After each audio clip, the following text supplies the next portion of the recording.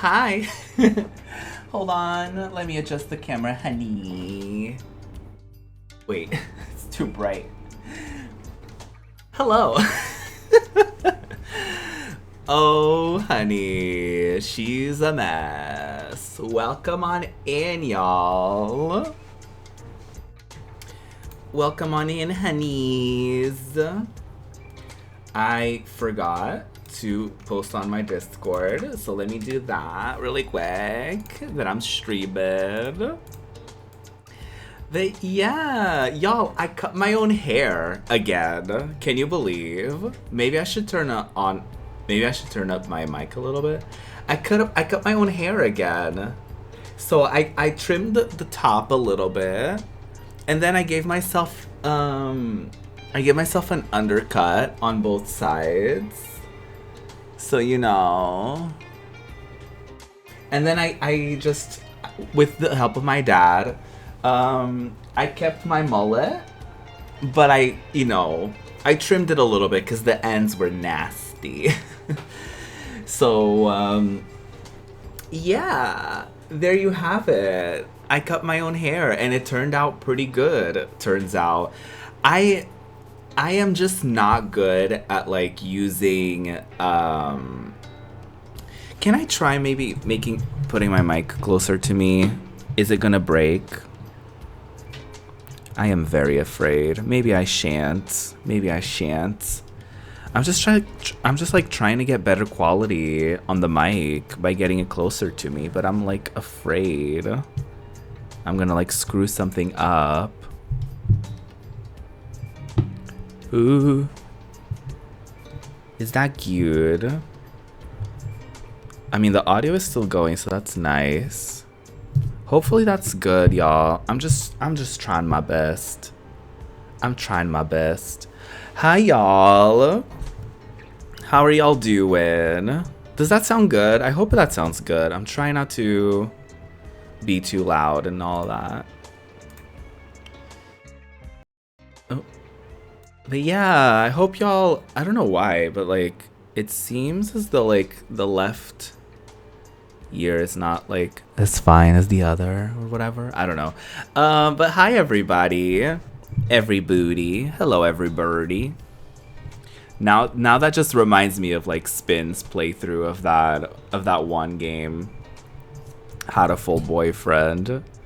Hi Azzy, hi Jeremiah. I'm sorry, I'm like messing up with my mic. Trying to figure out the situation. How to make it like sound good or whatever. But yeah, hi everyone. I'm like, I need to show off my mullet. Hi everyone. How are y'all doing? It's so nice to see you. Let me get this camera off. Let me get this mic off frame. No, that doesn't look good. I'm just trying my best. I'm trying to like figure out the best placement for this mic. Do I want it on camera? Do I want it not on camera? I don't know. I feel like ideally I would have to have the mic like over here. But does that look weird? I feel like that looks kind of weird. I am kind of feeling my like radio host fantasy by like having it like real close to me. But yeah, I don't know. I'm just trying different things. But how are y'all doing? I feel like I sound kind of weird. I don't know. How are y'all doing? I'm doing well. I'm very satisfied with like my haircut. Like it turned out pretty even and stuff like that. Like I did a good job. Let me tell you how I did it. I used clippers. I didn't use scissors for any of it because turns out I'm horrible at it. So what I do is I basically use my fingers as if they're like a comb, and then I just use the clippers on the fingers so that I don't cut myself and I still get the haircut. So I do it until I get it like pretty even on both sides, and then the sides I just kind of like use the clippers and I just buzz them out. So it's like an undercut kind of situation. So if I like pull my hair back, you can see it's like an undercut on the sides, and then like the back I kept some of the length. I'm excited for it to grow out though, cause like I cut out a lot of hair that was like dead. So like I'm excited to like I just cut a bunch of it out, and now I'm excited to like for it to grow again a little bit and to feel that mullet fantasy. It looked really fierce. Like before I hold on, before I cut the mullet, like a bit of the mullet, it looked really fierce, but the hair, like the ends were just nasty. So I just needed to give it a little zhuzh, you know? But I'm doing well. Thank you so much for asking. Earlier, I actually filmed a video for YouTube. I can show y'all actually the albums. I'm not gonna like do the unboxing all over again, but I can show y'all the albums that I did. So I got 4 K-pop albums in the mail. I got Butter by BTS. I got ATEEZ. It's a very complicated title. Hold on. ATEEZ Episode 2 0 to 1. And then I got Red Velvet's Rev Festival Day 2. And I got Zero Fever Part 1 by ATEEZ. Yeah, cause K-pop albums. Sorry, let me put this down. Because the thing about K-pop albums is that they come with like photo books, they come with like stickers. Some of them have a poster in it. Like they come with goodies. They come with photo cards of like. One of the draws of it is like traditionally K-pop albums come with one randomized photo card of one of the members. So people try to buy like multiple albums to try to get their favorite or try to collect everyone, and then they trade them online. It's like a whole thing. So yeah, they came in so fast. Yeah, because they're from a Portuguese store. Actually, there's a Portuguese store called Fnac that sells K-pop albums. So they were doing a sale of like 4 albums, but you only like 4 albums for the price of 3. So like they basically just you put 4 albums on your like cart, and like the cheaper one gets. They give it for free. So I was like, oh, fierce. So I decided to get all those 4 albums. The unboxing is coming soon-ish. It's gonna be I'm thinking my next week's video is gonna be that. So I'm excited about that. But yeah, I don't think I'm gonna be ordering from eBay anymore. As bad as it sounds, I don't know, because it took a really long time for me to get the other albums, and these ones just came in the same week. Let me catch up with chat a little bit. So, oh fuck, I didn't turn on my bot. So as he said, I'm not sure whether or not it's because of my anxiety or because I've been eating less, but I've been losing more weight. Though I was a pant size 32, but now I may be less than that. I used to be 36. Oh, I hope everything is okay, Azzy.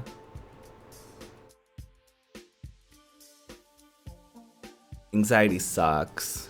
Boo, anxiety.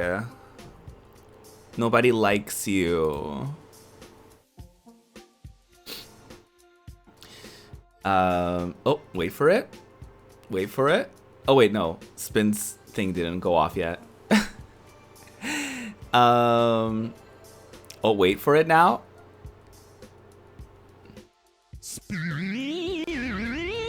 There you go. Thinking about getting the Butter album too. I actually talked about it in the video, but I said like when the album first got announced, I was like, I'm not gonna buy an album that only has 2 songs. And then I saw the photo teasers, like the concept photos, and I was like, okay, but they're kind of fierce. So I saw the opportunity to get a bunch of albums and one of them for free, and I was like, okay, I'll get it. I'll justify it like that. I'll get it. And I got the cream version, which is really, really good. Both of them are good, but I was kind of hoping that I would get this one. It's like the concept photo is like they're taking like mug shots, and they all look so hot. And I was like, ooh. And a lot of them are serving like mullet fantasy in that one. So yeah. Oh, hi, Kath.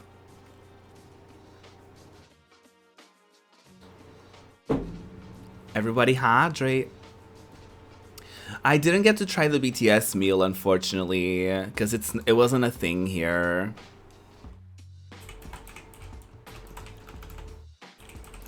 Did you like it? The sweet chili sauce had me hooked. I hope they bring those sauces over at some point.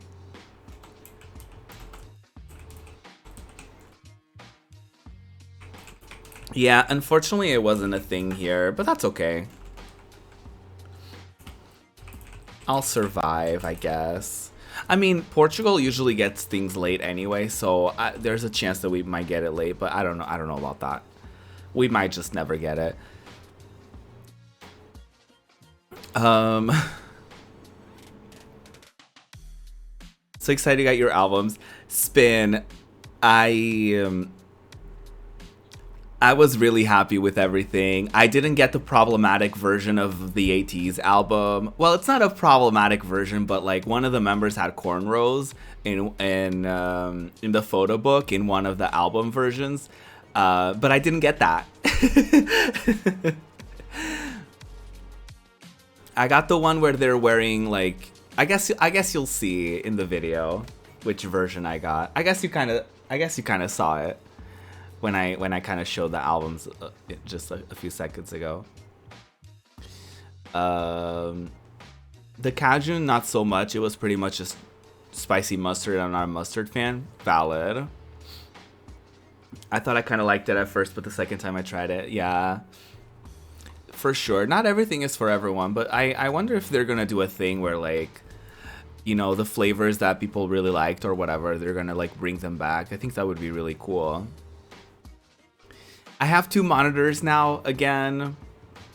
I've always had 2 monitors. Like, I had a laptop, and then I had a second monitor. And then for this PC that I got a new monitor because I wanted 2 monitors, so I got a new one. And then my second one, I couldn't plug it in because I only have 1 HDMI port, but I have like 3 display ports. So I got a thing for it. I got an adapter. So both of my monitors are now plugged in. I can use both of them now. I can play games from my PC and stream and be able to see everything, which is amazing.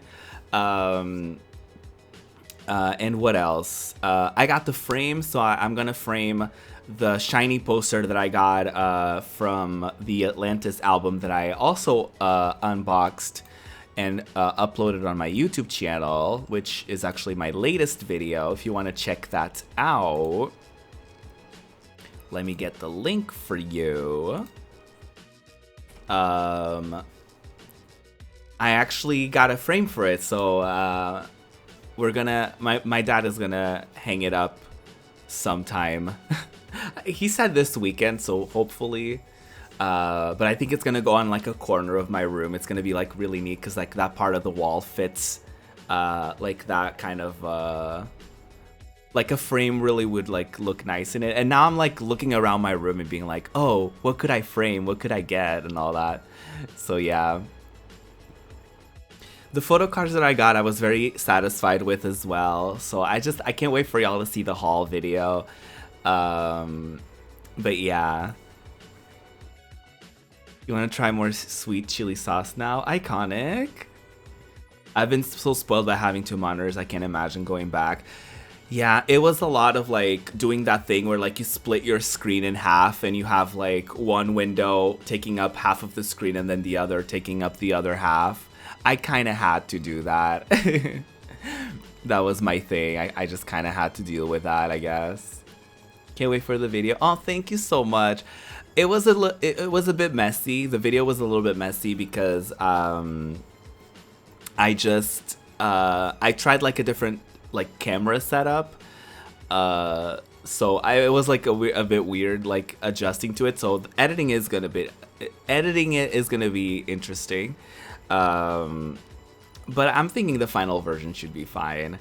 But yeah, I'm like very excited to like do weekly videos as well. Like, yeah, I'm just like I'm excited the YouTube channel now makes me smile, and that's a thing that like in the beginning it used to, and then I got too overwhelmed by numbers and by what I should be doing and all that stuff, because you're always told on YouTube as well that like you should stick to one thing and one thing only and all that. And I'm just thinking of kind of fuck that, you know what I mean? Just like, I'm gonna post on my YouTube channel whatever I feel like inclined to posting, and everything is like, it has to do with my interests and what I like and what I'm doing and all of that. So I think that's gonna be the thing that ties everything together. It's just gonna be like, it's a channel about me, so I'm just gonna post whatever, you know, whether it's like a podcast episode, whether it's an unboxing video, you know what I mean? Like, I'm just thinking of doing stuff like that, like reactions. I might go back to doing them. Maybe I'm thinking it could be fun to do like movie reactions or like TV show reactions, where like maybe I'm like, I watched the first episode of a show and then like obviously very edited down, right? Maybe Ko-Fi could have like the unedited version or whatever. But I'm thinking of also like doing stuff like that, where like for weeks where like I'm not sure what to do, I could do like a reaction to something. But I'm always open for suggestions from y'all. Like, I'm always into, you know, hearing what y'all want to see and what you think would be a fun idea and all of that. But I'm just excited for the YouTube channel. I don't know, like, thinking about it just makes me excited. Like, I'm not putting too much pressure on it. So I'm just trying to, like, you know, put a video out every week. And that alone is, like, not a huge, like, horrible... it's not... What I'm trying to say is, like... putting out a video once a week on YouTube is not like a huge undertaking, you know what I mean? Like, I think it's something that's pretty doable, especially like for videos, like, because I have the Final Fantasy VII video that I'm working on, and it's like, for videos like that, I can take my time making them, and I don't feel like I have to make them that week, because I can just put out something else that's like simpler or easier to edit or whatever, and I could just put that out that week, right? Instead of being like, oh, I need to put this video out in that specific day, because I can just like casually every once in a while record stuff and kind of work on stuff slowly but surely, if that makes sense. Like, I don't know, I'm just excited for it. So I think there's something to be said about that, like something that you're like excited about or something that you're gravitating towards. I definitely want to work on that, because if there's something in me that's like telling me to go after it, I feel like I should. And as far as streaming, I'm excited to do, so what I'm thinking of doing is like the next few streams are going to be like viewer like, not suggestions, but like viewer choice. So like, I have the Mighty Morphin Power Rangers stream that someone redeemed from like a charity thing. So I'm gonna stream that soon. I was thinking of doing that later. I was thinking of doing that today. But yeah, I might do that today. We'll see. Like the game. So like, 3 different people got to redeem 3 different games for me to play. So one of them was Mighty Morphin Power Rangers, and then the other one is a super giant game, and I forget the name right off the top of my head. And then the third one, Dex is gonna pick that. So I'm gonna do like streams of those games. No, it's not Hades. Oh my god, I forget. Let me pull it up and see if I can find the name, because I also don't remember if I have it on Steam or if I have it on a different platform.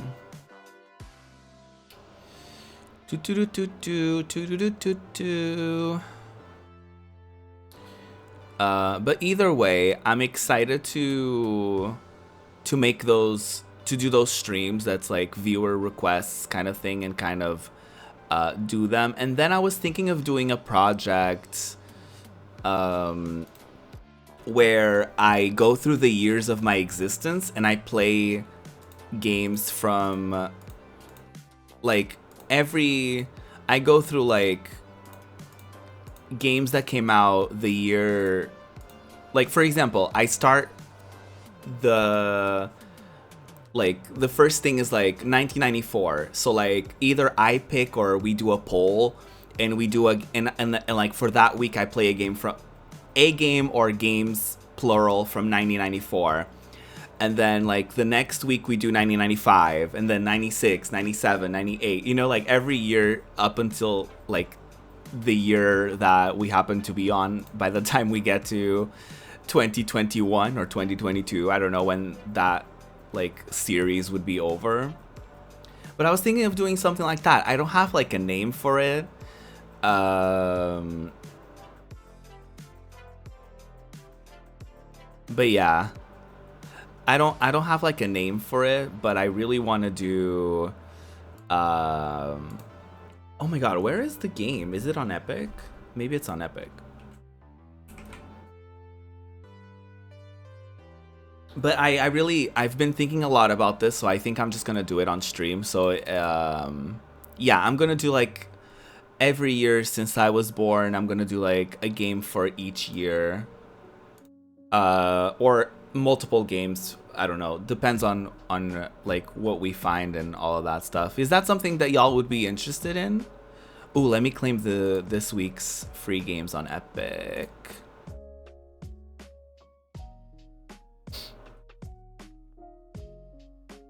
Let me claim that. That sounds fun. I'm glad. I'm glad. Because, like, I don't know, sometimes with streaming, it's so easy to get overwhelmed by, like, I don't know what to do and what people want to watch and all of that. So I'm thinking of just, like, doing a project series. And then I do that series from beginning, middle, end, and then after that I figure something else out instead of like trying to be like, oh, what do I want to do, or like whatever.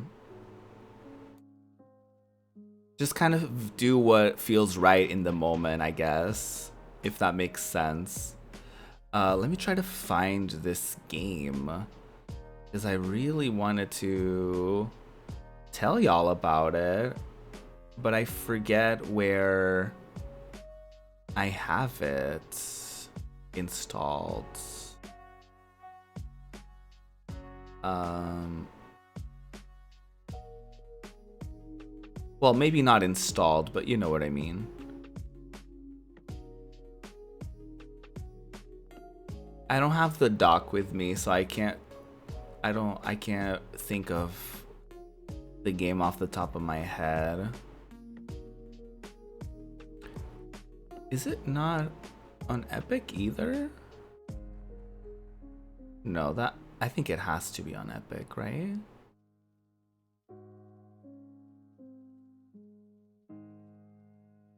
Is it Transistor? It might be Transistor, but I was thinking of a different game. But maybe it's that. I was thinking the game was like different.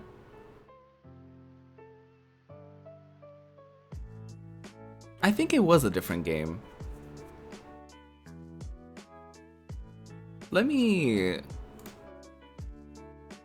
Super Giant Games.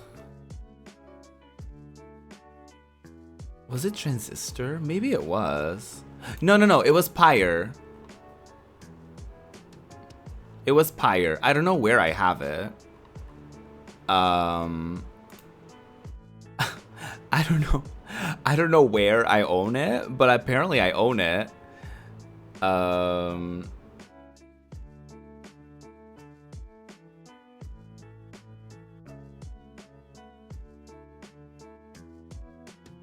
I must own it somewhere. I must have claimed it somewhere, but I just don't seem to remember it off the top of my head. It might be on GOG.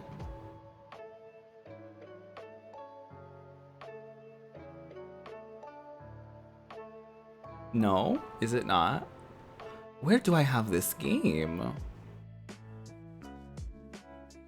Do I have the game?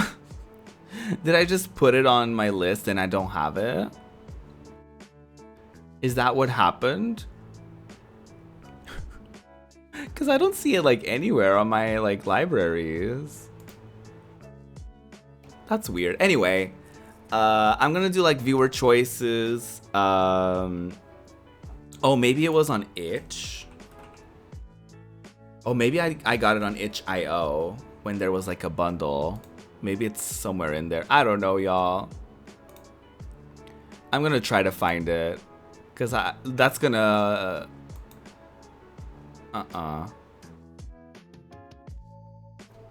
That's gonna make me think about like where I have it, and I'm like, where?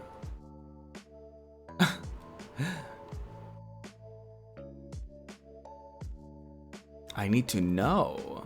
I need to know. My purchases, because it was like on a bundle. So let me see. Was it here? Not that.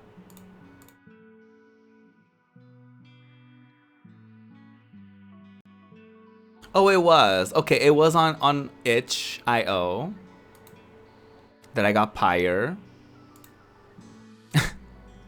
There you go. I might as well just download that so I don't forget about it. Download.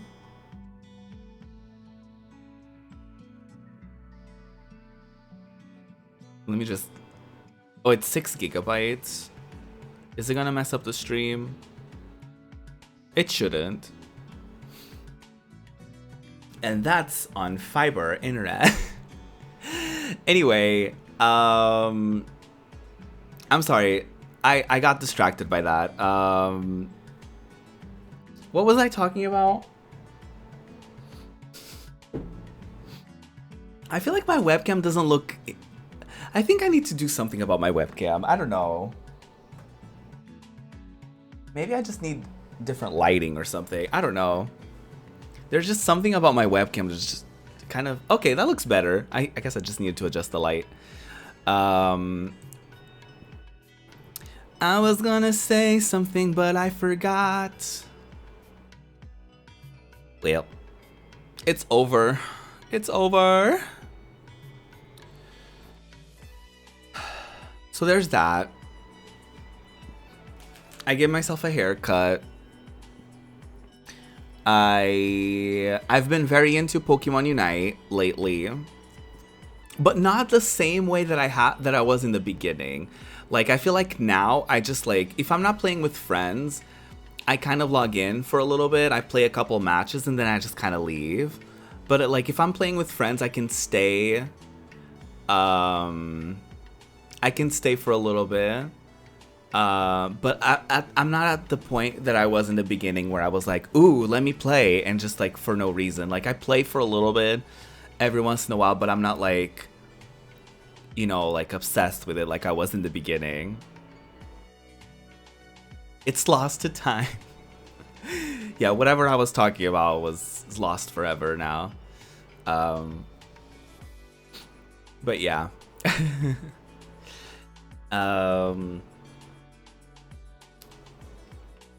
Yeah, that's basically it, y'all.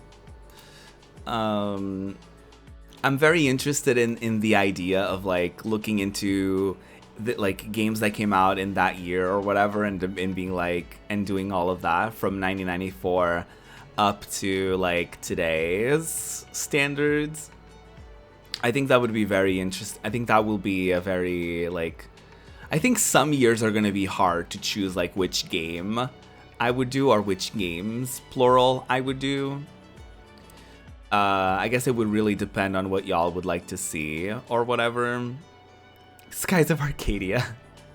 I mean, I would be into it. I think the only rule is that it would have to be a game that I would be able to beat within like a week. Like a game that, you know, I would have to stream maybe multiple days, which I wouldn't mind, but yeah. Fly! Oh, I can't hear the notification, but I think y'all can. Fly, thank you so much for the 12-month resub. It's been a year. That's fucking wild. That's wild.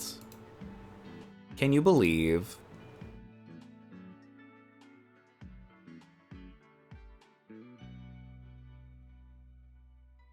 Oh wait, maybe I can change something in my settings.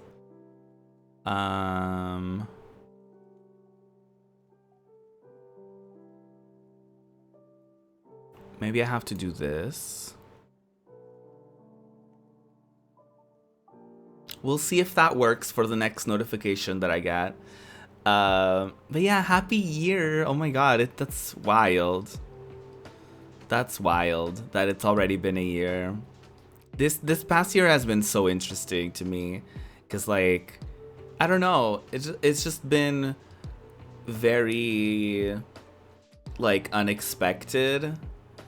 I feel like everything has been very unexpected since last year, to be honest. But there are like a few blessings that I've, you know, that I can count, right? Like I can count a few blessings and be like, yeah, that's a thing that happened and I'm very thankful for that. And that was like a cool thing that happened, or, you know, whatever, right? So like, yeah, it's been, I honestly can say that this past year has been very manageable because of y'all. Because shit is hard. Like it's hard to just like exist, and it's hard to like especially like in a global pandemic, but like just in general it's hard. Like mental health is hard, and content creation can be difficult. So like y'all really made things like very manageable for me, and like very validating. Like a lot of my experiences I felt were validated by y'all. I just feel like it was very easy to get through. It wasn't very easy, but y'all made it easier, right? Like by having like movie nights, by just like having random days where we just like get in a voice chat and we just talk, or, you know, I hop in on stream and we kind of just talk about whatever's on our minds that day. You know, just like different things like that really have made like this past year very like, you know, very unexpected for good reasons, right? Rather than like the bad reasons. But yeah. Yeah. So yeah, I'm very thankful to you all, honestly speaking. Y'all have been like incredible, and I can't thank y'all enough for the love and support that I've gotten over the past year. And I just hope to continue making y'all proud, you know, like I'm just trying my best.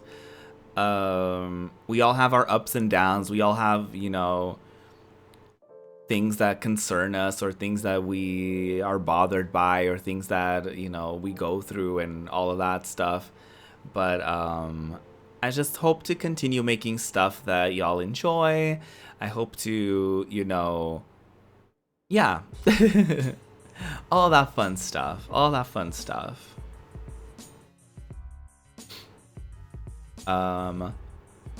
We could play some. We could start the viewers' choices today if y'all are into it. Would y'all be into me playing a little bit of Mighty Morphin Power Rangers? We don't have to beat the game, but I could just like play it for like maybe an hour or two or something like that. Can I have some Coke, please? Hi, Dax. Not whole, yes. My god, that's funny. Well, there you have it. Dax. Dex, I saw the drama that you were talking about on Discord. I feel like I need to always adjust my light. Jesus. I mean, I can't really turn it up higher than that, so I don't know. I'm just like, my webcam journey has been weird since I got this PC.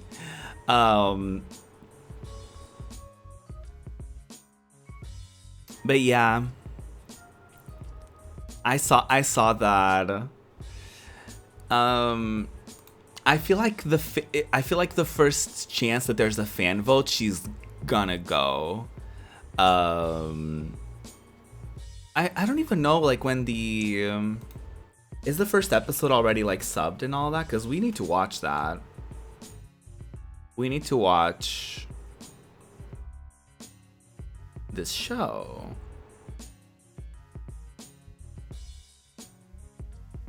Maybe not yet. Oh, is it really? Oh, okay. I don't know.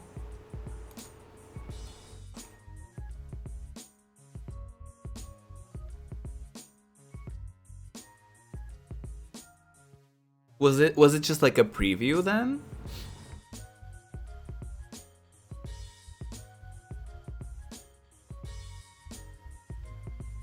That's wild. Oh, it was a preview. Yeah. I mean, we all know how Mnet can be though. Like it could definitely be something that like was played off as a joke or something, and like they edited the preview to make the girl look bad. Like we don't know. Um but yeah, I don't know. It did look a bit disrespectful though. Like she, for people who don't know, there's this show, upcoming show called Girls Planet 99, something like that. And it's like a Korean like survival show. They're gonna make a girl group out of it. They have trainees from like I think they have trainees from China, Japan, and Korea, and they're gonna make like a global girl group, whatever. And there's like I guess former girl group members or current girl group members that kind of, like with like Produce 101 and stuff like that. They have people from like groups that aren't like hugely popular. They have like members on there to kind of promote the groups and to also like maybe they will make it into the group and all of that. And they have a girl from CLC on it, and one of the girls that came in like basically used the song from CLC and kind of like used it to get back at the girl, because she sat at the podium or whatever, and she was like she made kind of like a pun because of the song. She was like, oh, like we go up but not you, kind of thing. And like it showed everyone's reactions like so that was a thing. I don't know if there's like a YouTube clip or anything like that. I only saw it on TikTok. But yeah, that was a thing. I wish there were more Power Rangers games based on individual seasons. The recent multiverse fighting games are pretty cool. I'm not into the fighting game stuff. Like I'm not. Like I like a fighting game, but I don't like when like I think a multiverse Power Rangers game would be much more interesting if it was like a beat 'em up, right? Like I'm not into the idea of like, oh, we don't know what to do with this franchise, let's do a fighting game out of it. It's like how a lot of anime games are fighting games, and I'm like, why? There's so much more to it. Like you could do like a beat 'em up, you could do an adventure game, you could do like so much out of it, and it's like, oh, we're gonna do a fighting game. Like it just feels like, like I don't know. I feel like we could get better than that, right? And also it doesn't make a lot of sense to me, like why are the Power Rangers fighting each other? Like they don't, that doesn't make sense to me.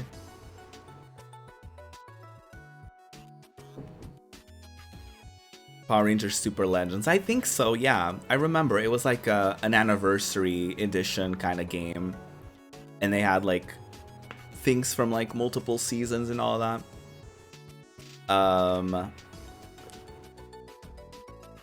Yeah. They recently put the original season of Power Rangers, like Mighty Morphin Power Rangers. They put the original seasons on there, and I was like, on Netflix, and I was like, I might watch this on my own time. I might just get into it. I watched a lot. Oh my god, my back hurts. I watched a lot of it when Twitch did like the like marathon thing. But yeah. Ooh. I don't know why my upper back hurts. I think it was like, because I was like also like, not to be a TMI girly, but I was like shaving like my like my shoulders and like a bit of my back and like my arms. So I think I kind of contorted myself a bit much. Uh,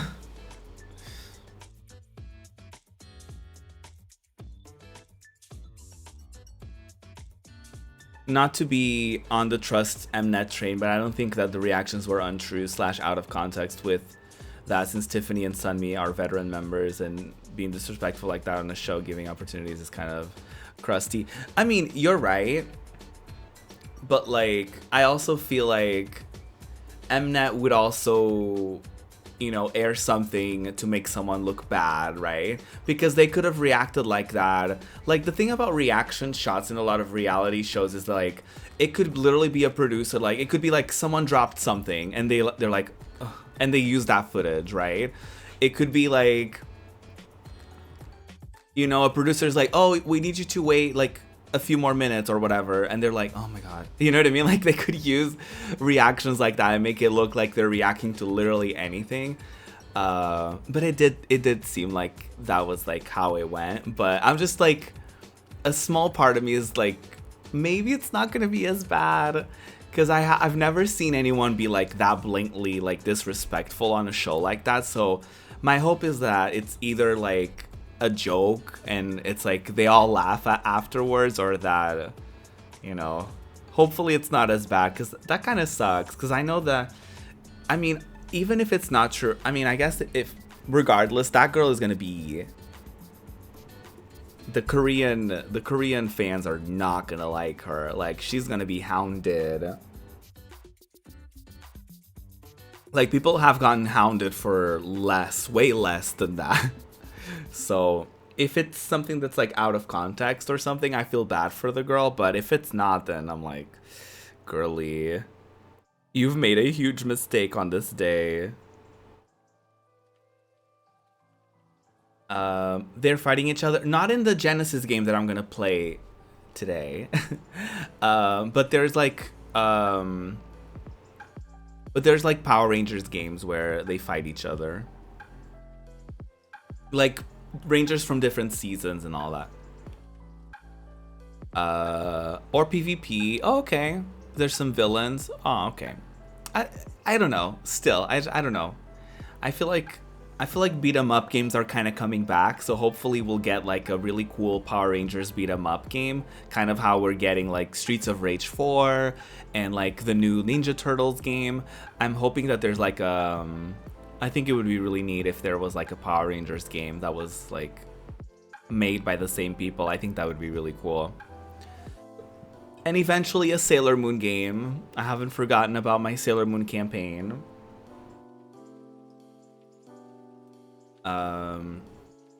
But yeah, it's very interesting how I kind of seem to have more of a direction for my YouTube than I have with my Twitch, because like I think with Twitch I'm just kind of all over the place.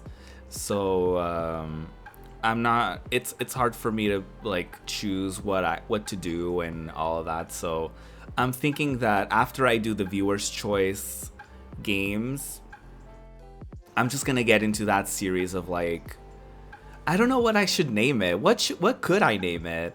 Because I want to do a project series where I play games from like all the way from 94, which is the year I was born, up to now. So I want to do like, you know, 1 week I play a game / multiple games from 1994, and then the next week I do 1995, so on and so forth. But I don't know what I would do. I don't know what I would call it.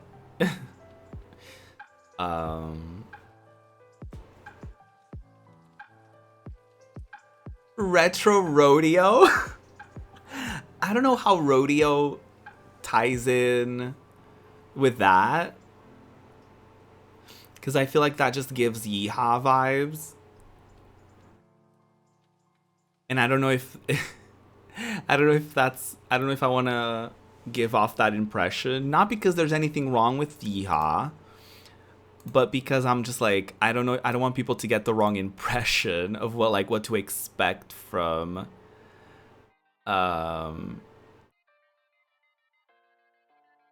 from like the series, I guess. What I'm trying to say. Sorry, I'm trying to like fix my trying to like give my camera a little bit, like trying to fix the settings a little bit. I think that looks a little bit better. I don't know, y'all. I'm just trying my best. Just trying to make my camera look a little bit better. I'm just trying my best. I don't want to like. I think that looks good. I may not have changed much, but whatever. Both Power Rangers games have Street Fighter characters in their rosters. Ryu, and Chun-Li. That's cute. I think I did see that. I think that's cute. Okay. Let me get my controller.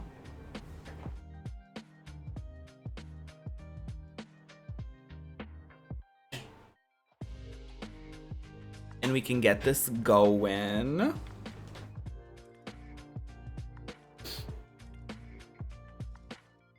Ooh.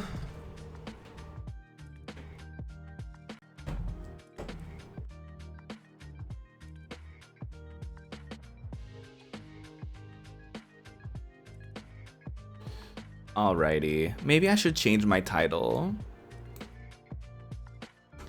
Viewers' choice.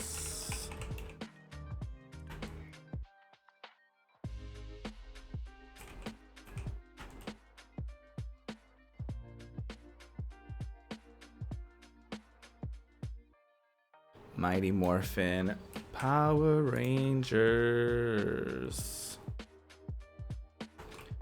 The movie.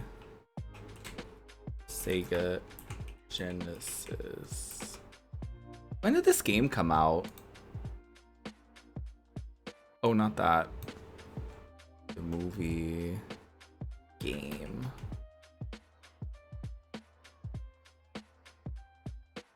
$1995. Interesting.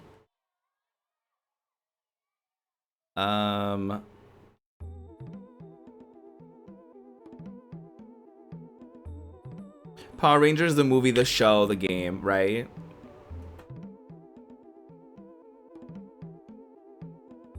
Basic, like High School Musical. High School Musical, the series, the show, the movie, the show, the series.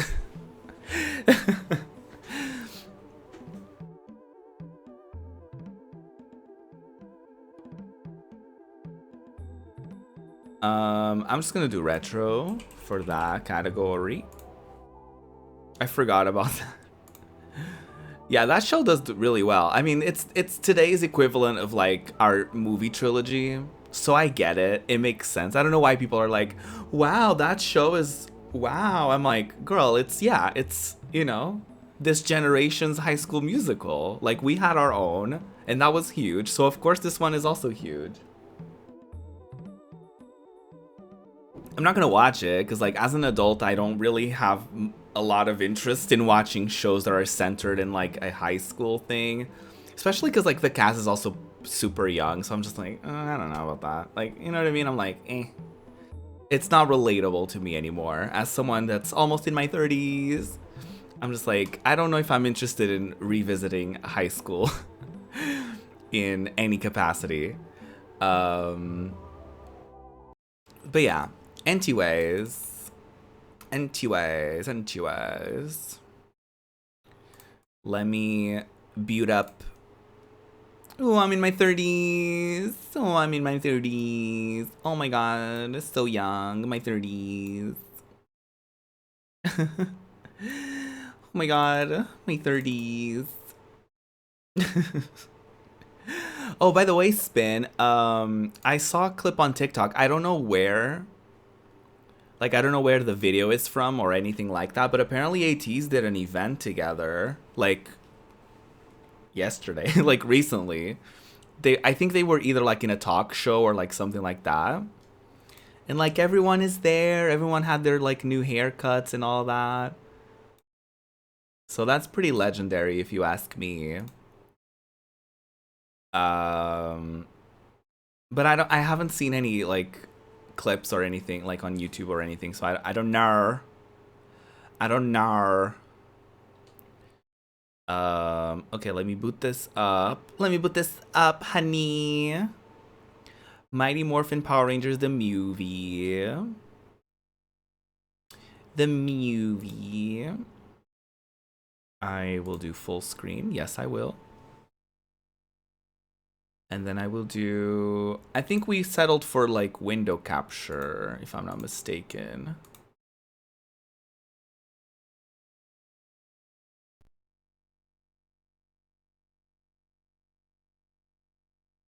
No? Oh, yes, maybe. Uh-oh, it's not doing it. Oh, it captures it when I click out of it. That's not great.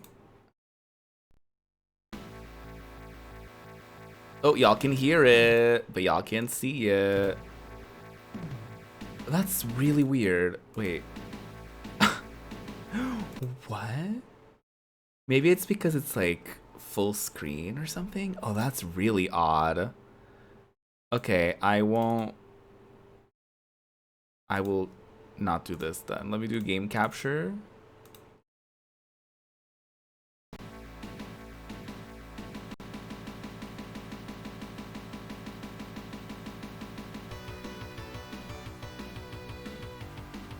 That scared me. I was like, I think the audio was supposed to do that, but I was like, what? Okay, I think we did it. Wait, maybe let me... Oh, shit. Maybe I'll, like, restart the game. Okay, work. Ah!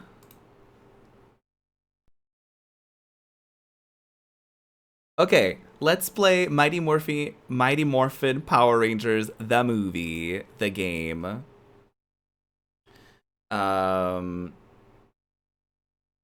Let me know if I need to turn down the volume or anything of the sort. Actually, I can probably see that for myself. 1995 game. Oh my god.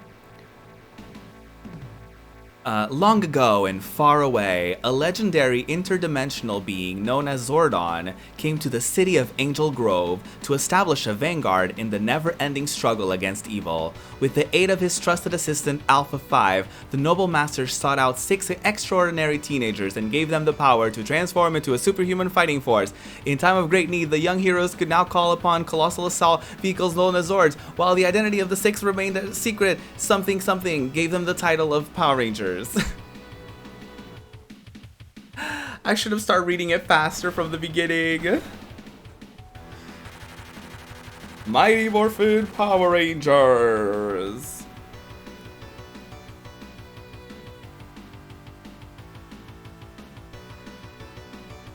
We love to see it. Oh my god. Okay, anyway. I don't know why my background is doing that. Can y'all see that? I don't know why my green screen is being a booty. I fucking hate that.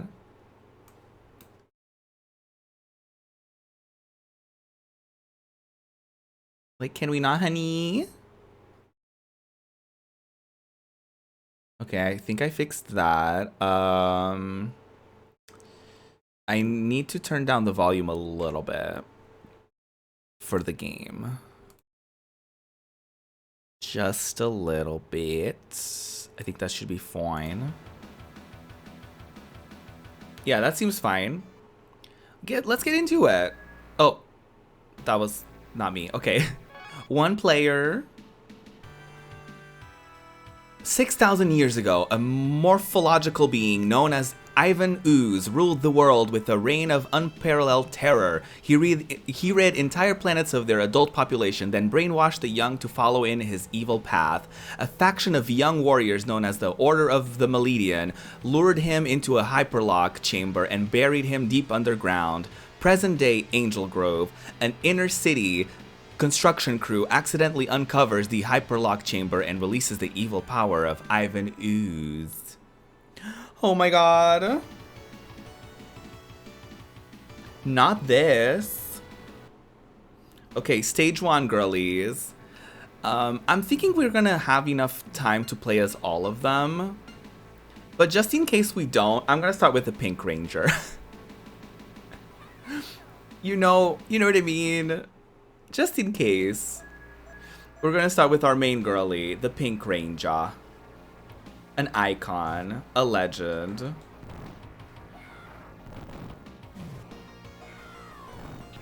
Ah, not this. There's like a special move that like when you hit them, you lose a bit of health. So I'm trying not to do that, which I did immediately at the beginning. Oh my god. She can use a bow and arrow, honey. Oh my god.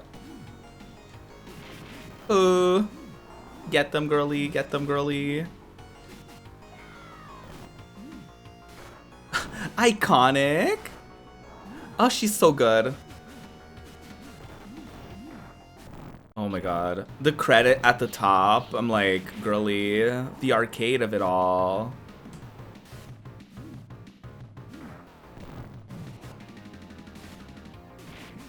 Ah.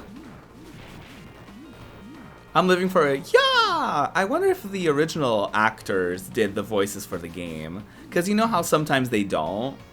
If it's like a property that's like well known, I wonder if that's like a thing that they did. Or if they just hired someone that kind of sounded like them vaguely. Or even if they just used like audio from the show. That literally could also be a thing. Which I wouldn't be like extremely shocked by. Ah! Not them grabbing me. I also love that this doesn't look at all like Angel Grove. Like, when have you ever seen the show where they were like in an environment that looked vaguely like this? Like, not trying to drag them or anything, but I'm just like, I don't know if I've ever seen them in a location like this, where like they were at the mall.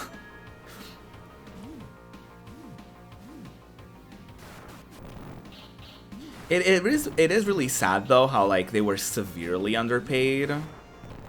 Because like they were doing their own stunts, like they were doing the most, and like they were severely underpaid.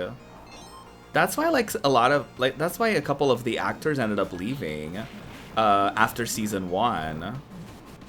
And like they just wrote them out of the show, but like they were severely underpaid, and so the show was extremely popular. So they were like, we want more money. And they were like, no. And they were like, oh, I guess I'm leaving then. And they just like wrote them out of the show. Isn't that like horrible though?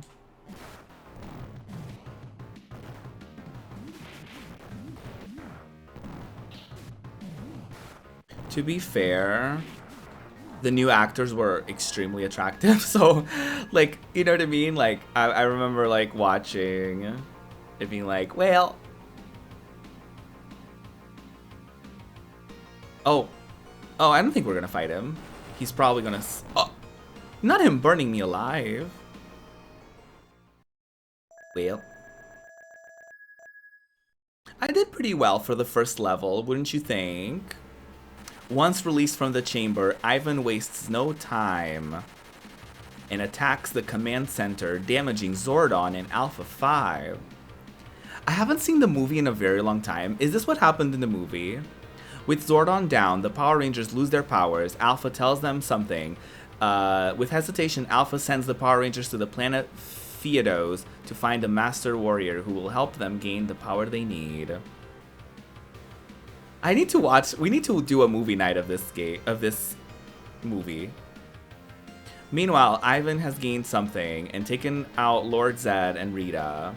Rita Repulsa. After landing on Fidos, the Power Rangers run into Dulcia, the Master Warrior, who saves them from the Tengu tribe. She guides them to the Neola jungle, where they will find the power that they're looking for. She warns them of the danger and sends them on their way. I think this was, because I vaguely remember her. I think they filmed it in Australia, if I'm not mistaken. I remember like them talking about it. Before they go, Dulcia gives the Power Rangers the animal powers of the Ninjetti to help them. Continuing on through the jungle in their new ninja uniforms, the Power Rangers encountered many difficult enemies, including the skeleton creatures and the stone gargoyles. I love that a lot of this is just like text. Like none of this is happening in the game. In the meantime, Ivan has used the adults of Angel Grove, Scorpitron and Hornetron, not that. Back on Fidos, after defeating the stone gargoyles, the Power Rangers find the Temple of Great Power. They discover how to gain the great power of the temple. With the last of his power, Zordon contacts the Rangers and tells them about Ivan. With their new power, the Rangers blast back to Earth. Oh, that was easy. They land in Angel Grove as Ivan's ectomorphicons are destroying the city. The music, though. The power is on! I've literally never heard them say that ever in my life. The only thing I remember from the movie is all of them jumping out of the plane and rollerblading because the 90s. Iconic. I don't think they went to another planet in the movie, though. I think they might have, but I don't know. I'm gonna play as the Yellow Ranger, though. Saber-toothed tiger, she said in Tiny. Did y'all know that... Oh, shit. Did y'all know that the Yellow Ranger doesn't have a skirt because in, like, the original Japanese version, they only had one female character, and the Yellow Ranger was actually a guy. And it happens in other seasons. But like that first season of the Power Rangers, they really like it was before like they had access to like the actual suit so that they could like record original scenes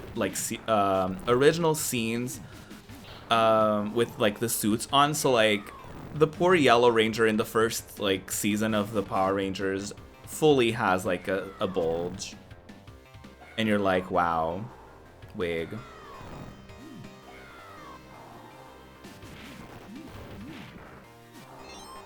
Which, I mean, having a bulge is not the worst thing in the world, but you know. There's nothing wrong with a woman that has a bulge. Trans icon, right? Ooh, that backflip I accidentally did.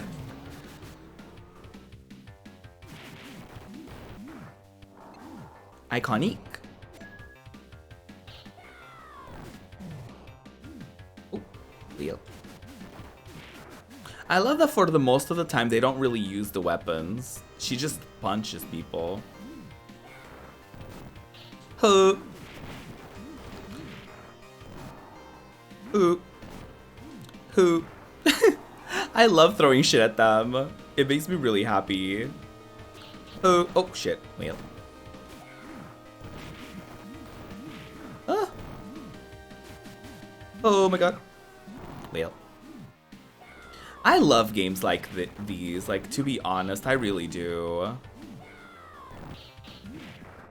I feel like a part of me also wants to do like a project where like, I know it's gonna sound silly, and like maybe like not silly, but like what the fuck, maybe like not very doable, but I would love to do a thing where like I play through like all the games in a particular series, but I don't know if that would be like doable, because I don't imagine myself like doing that for, I don't know what series I could withstand doing that for without absolutely hating it, right? Especially because I feel like with some games, like the first few games are a bit crunchy. So I don't know if I would be able to do that. Like even for Final Fantasy, like I thought about it, but I was like, I don't know if I can. Like just do like non-stop Final Fantasy content. Or like Tomb Raider or like anything of the sort. So maybe I'll just, like, I'll focus on that. Maybe I could do a series where I play through, like, the first game of a lot of, like, different series. So, like, I would play through, like, the first Crash, the first Spyro, the first Final Fantasy, the first Tomb Raider. Well, I already played the first Tomb Raider, but you know what I mean.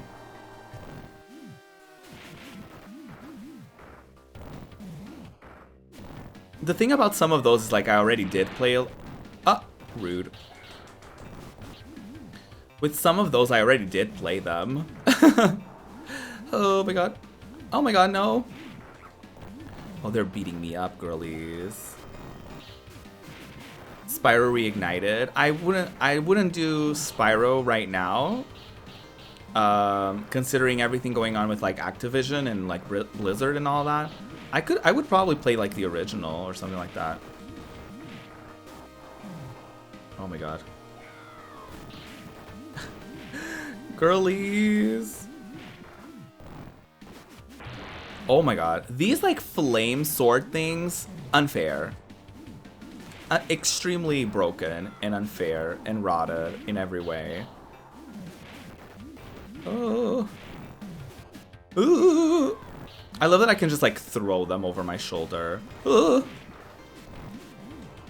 Ooh. Oh my god. Ooh.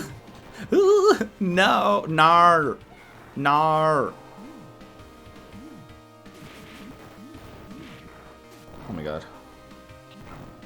Sorry, it's really hard to keep track of chat.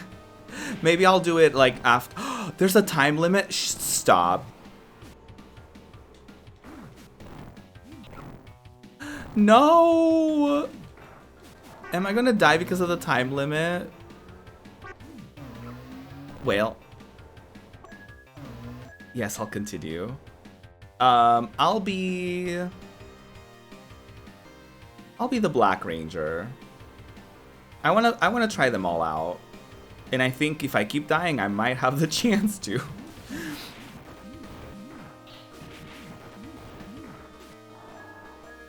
I sure did. I sure did. 6 different Rangers who were gender bent from the Japanese version. Iconic.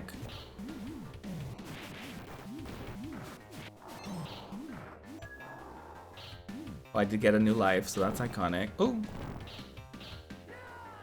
Okay, let's be honest. I feel like everyone who watched Power Rangers growing up had a crush on at least one of them. So, who did you have a crush on growing up? You can be honest with me. I will only read it out loud for the entire world to see.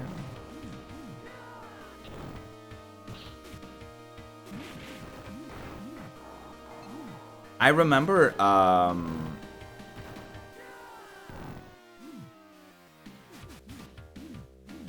actually, like, thinking about it, I think, like, from the original, like, cast, maybe, like, the Black Ranger.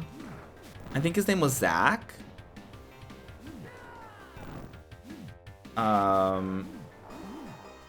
I remember not really feeling the Tommy fantasy. Like, I feel like everyone felt the Tommy fantasy. He was, like, the White Ranger who was, like, the Green Ranger and then the Red Ranger. But, like, I wasn't feeling the fantasy. I really wasn't. I feel like sometimes with shows like that, whenever they tell you who the Heartthrob is supposed to be, I'm usually not into them for some reason. I think there's, like, a spiteful part of my being that, like, whenever someone, like, whenever a show tells me who I'm supposed to, like, have a crush on, I'm just like, no. Absolutely not. Oh my god. I'm gonna die again because I'm gonna run out of time. Nar. This time limit is too fucking much. Oh my god. Ruby spiteful? No. You know what I mean though? Like, oh, I guess the time limit, nothing happened.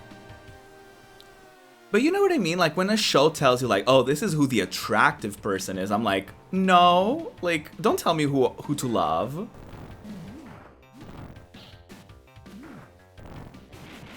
You know what I mean? The limit is how long you need to survive. Oh, maybe, actually. That actually makes a lot of sense.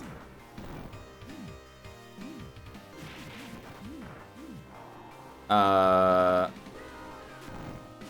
was it pinking away at my... Oh, was it like taking away my health? Oh, work. So maybe maybe that is a thing. They treated the Blue Ranger horribly for being gay. I heard, yeah, the staff would like laugh at him or like make fun of him and shit like that. It's rotten. I think he also, like, after the show, he went through like conversion therapy. I think I read a story.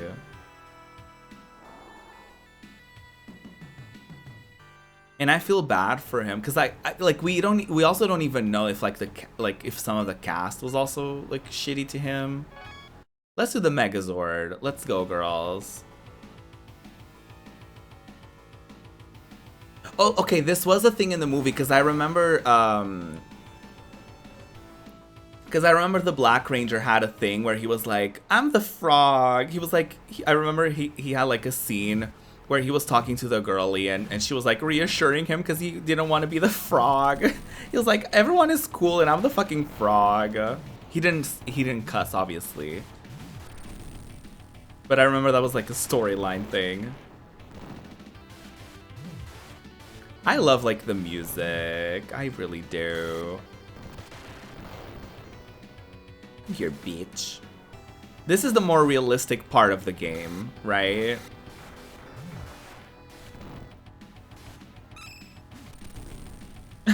This is like the more realistic thing where they're like fighting and there's only like and there's like skyscrapers and shit in the background. Oh, wheel. Nar, nar, nar, nar.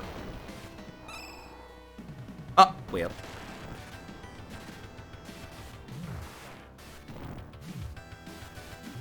I thought the robot was called Hornytron for a second. Wait, it is called Hornytron. Ah!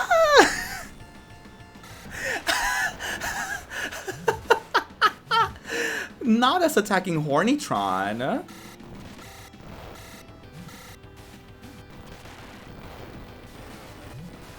Scorpitron. Yellen.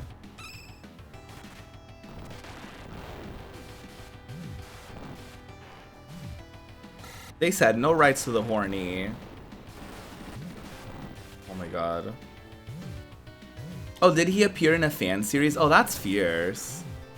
Because I was wondering, like, if anything about the show is like, maybe it's a bit far removed now, but I would assume that for a while, like, even the mention of Power Rangers was like traumatic for him, right?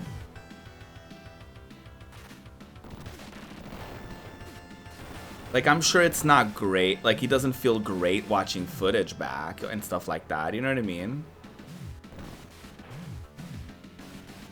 I have a bunch of comics that I got from, like, a Humble Bundle that I need to read. And I started reading one of them, and I was like, the art is really fierce. But I haven't, like, fully read it. Because turns out, ADHD, it's hard for me to just, like, fucking sit down and read something. Like, I always get, like, distracted by something.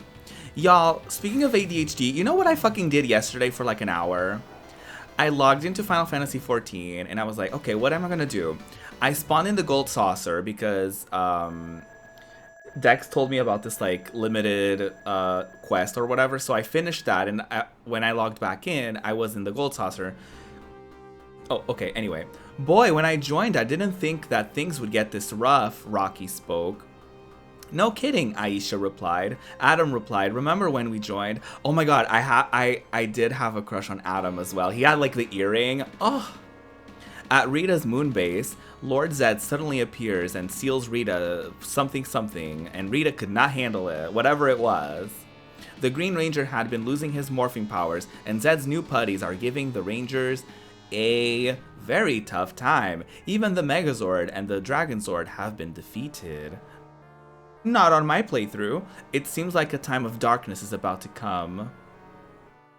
I love that a lot of the story just is happening without my control. As Tommy's Green Ranger power faded, Zordon transformed him into the stronger White Ranger. Oh, that's convenient. He and the Pink Ranger. I did hear that him and the girlie that plays the Green Ranger have been like besties the whole time. Which, gay ally, we love her. Let's play as Billy. We've been talking about him, so let's play as the Blue Ranger. The time of darkness is about to come, and so am I. Yellen. Oh, not the Putty Patrol.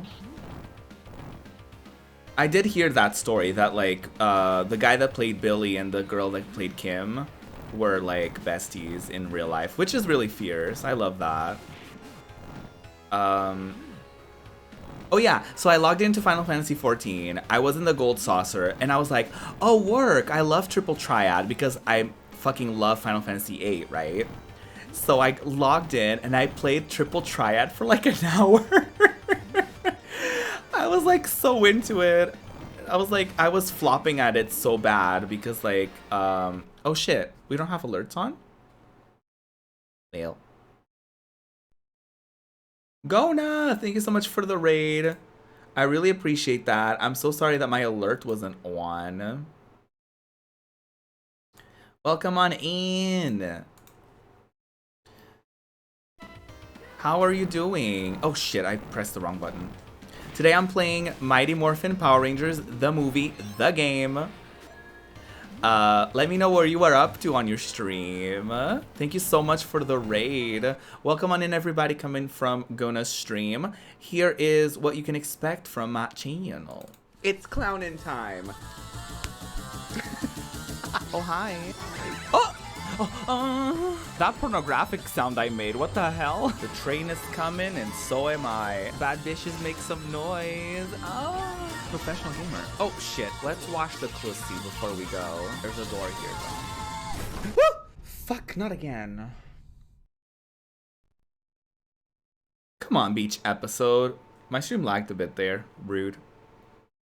Summer in Mara, iconic. Oh! Not this. Oh, she's fierce. I don't live that, you know, the very, you know, androgynous femme character is like a villain. Don't live for that, but you know, queer people identifying with the fucking villains of these games. This game did come out in the 90s, 1995. Oh, come on, backflip. Ooh, oh, whale. Erish. Yeah, we're doing a viewer's choice game. I actually did a charity stream where viewers got to choose games from my list for me to play next. So I decided to finally tackle that. And yeah, we're playing Mighty Morphin Power Rangers.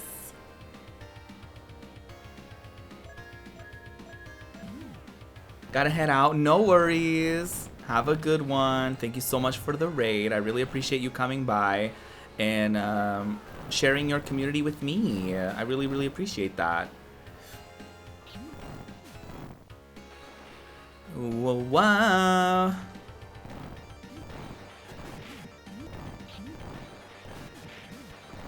But yeah, I played Triple Triad for so long. And the thing about Triple Triad in 14 is that your initial deck fucking sucks ass, and it takes so long for you to like get better cards. So I really struggled. I really did. But I started getting some good cards, like decent cards, so that was exciting and funky and fresh. I was gonna sign up for like an open tournament, but I think I left an event midway or something like that, and the game was like, oh, we're punishing you. Like, you can't do that. And I was like, oh. Apparently it's like the equivalent of like leaving a dungeon or something, so you like, for a while you can't enter like more tournaments or something like that, but I didn't know. But yeah, that was a thing. Oh shit. Ah, not that. Not me catching on fire.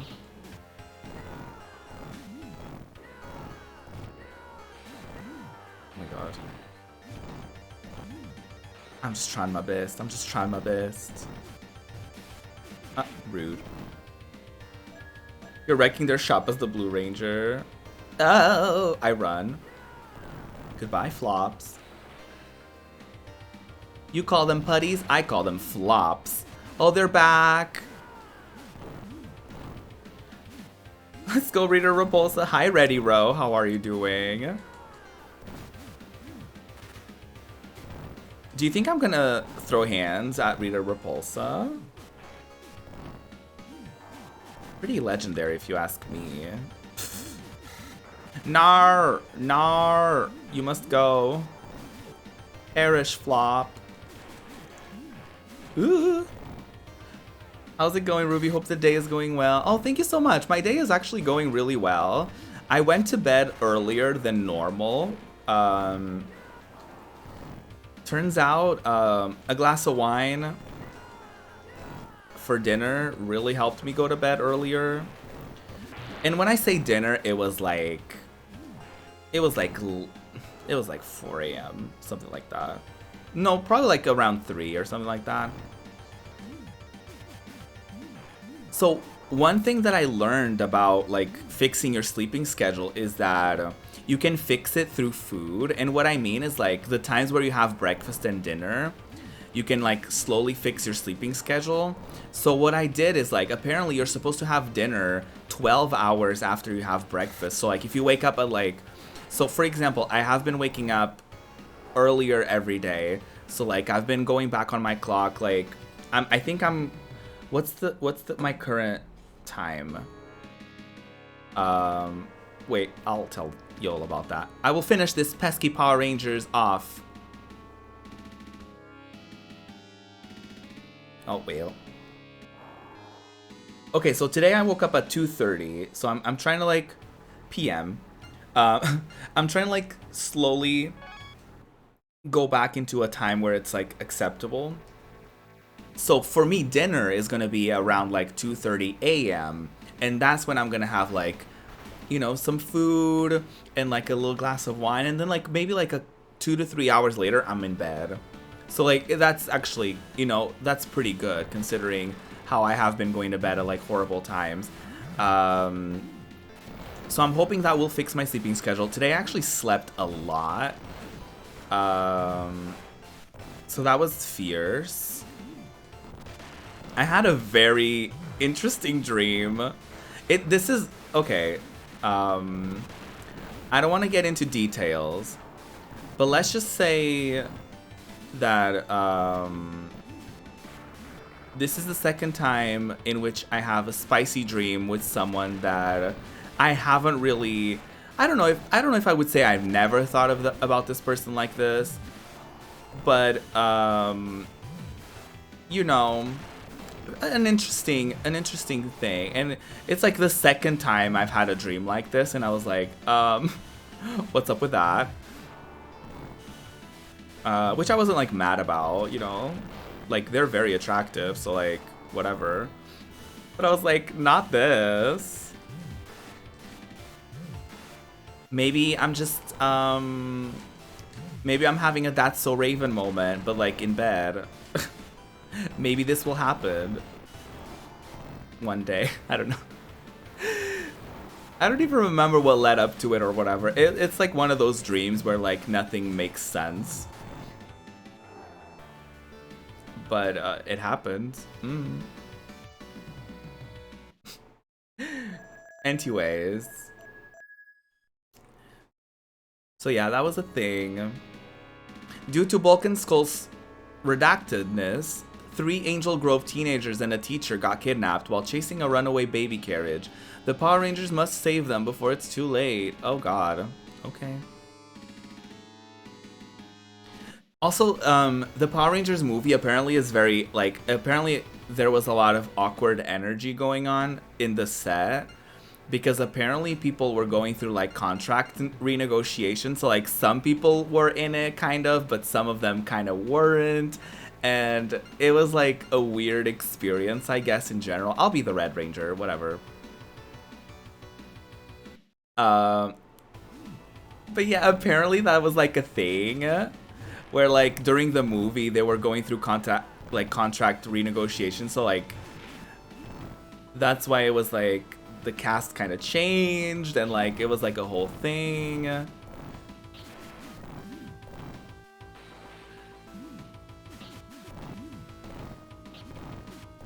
Because I think it had to do with like I don't quote me on it, but I don't think the movie was like a part of their deal.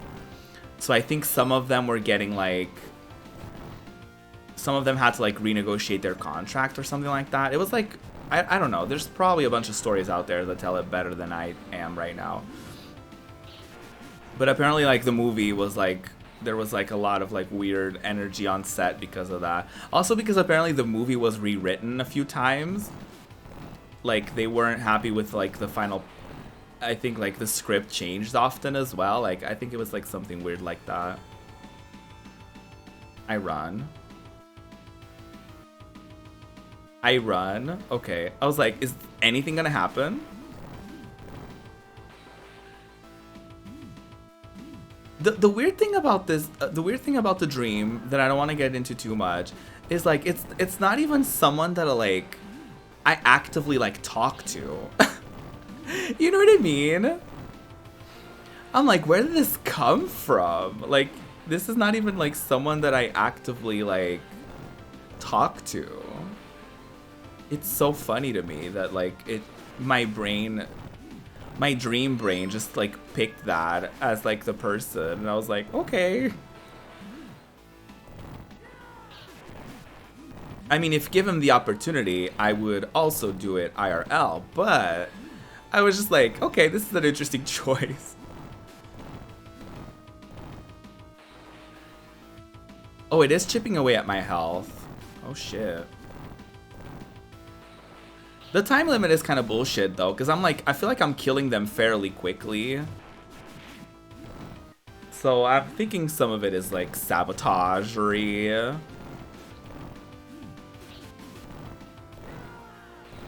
It's definitely sabotagery. Like if you see the credit thing on the side, it's definitely meant to be harder so that people spend a bunch of money in the arcade machines. A lot of these games were arcade machines that were from arcade machines that got turned into like console.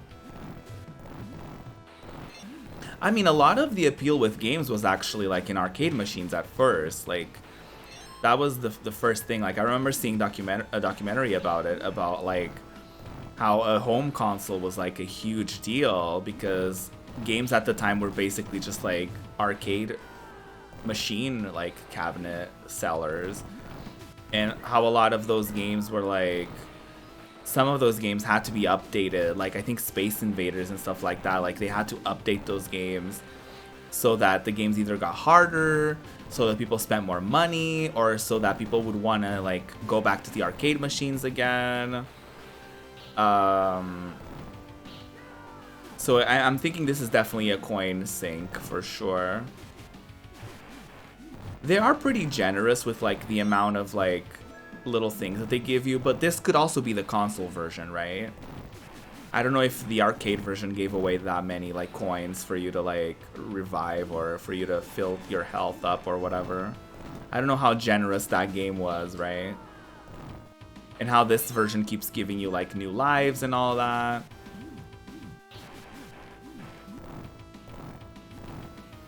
Very interesting.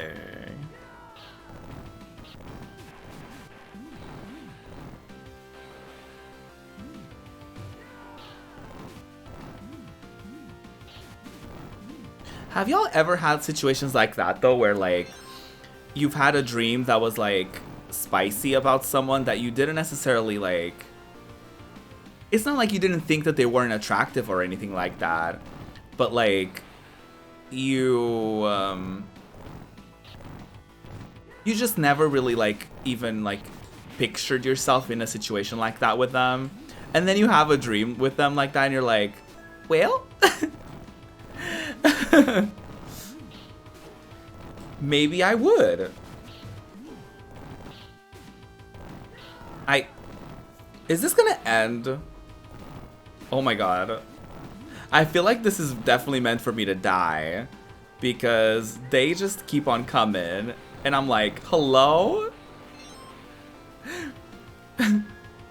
Oh god, they're not healing me. I think they want me to die here. But like, it's not showing. Oh, maybe I have to go somewhere else. Maybe it's one of those things where like the location is like not at the like end of the level or something. Okay, I think I've been all of them now, since now I'm being the White Ranger.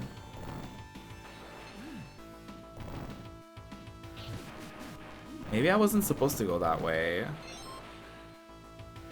Oh no, the coin! Gimme.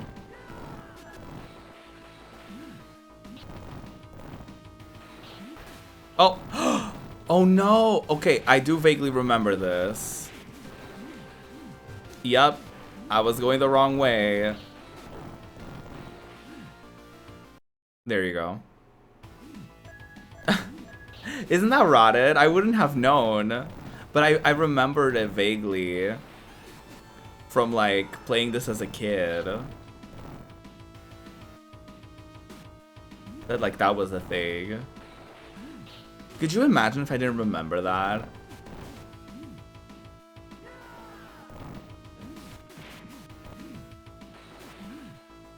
Because a lot of these games just tell you where to go, but that was not the case with that.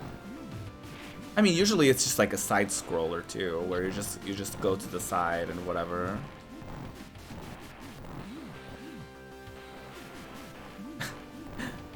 But yeah, that's a thing. I feel like that's also like trickery, right? That's definitely like a thing that they did to like for people to spend more money, for them to be like, where do I go? And while you like spend all that time, you're like dying.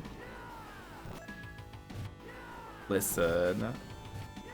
Video games, for as fun as they are, there's also a lot of scummy tactics that go along with a lot of them for the sake of monetization.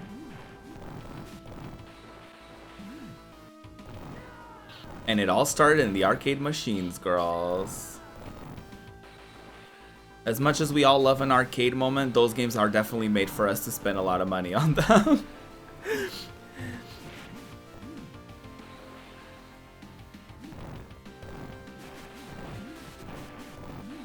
And I feel like games now are also made for us to want to spend money on them.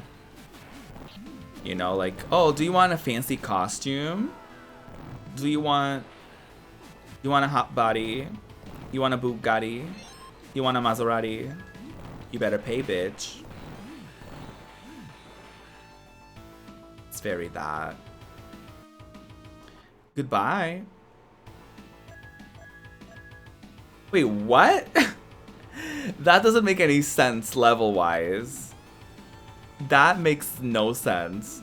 They were like, oh, go to the right to beat the level, and then go to the left to continue the level. Like, what? That doesn't make any sense. Logistically, he just went to the right. What do you mean? Am I supposed to be lost? Is that what that is supposed to convey? That's so funny. My nose is very itchy right now.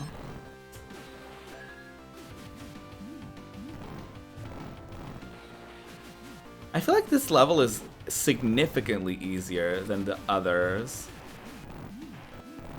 You know, besides the part where, you know, I'm dying a lot. Oh, there's the girly. Oh, no. I spoke too soon. Oh, I spoke too soon. Nar. Nar. There's the girly. Girly. Don't be in the corner. Oh. Ooh. Oh, I didn't even hit him. Nar. It's really hard to hit him when he's like flying and all that, because the depth perception is really difficult to figure out in games like these. I'm just trying my best. Oh, work! Not me grabbing him. Nar. Oh, okay. Ooh, iconic. Oh, well. Nar. I've been obsessed with saying nar when in situations of like peril and discomfort and annoyingness. I'm just like nar. Nar. Ooh, I'm so sorry. I don't know where that came from. Do you ever just inhale too hard from your move? Because that's what I did, apparently.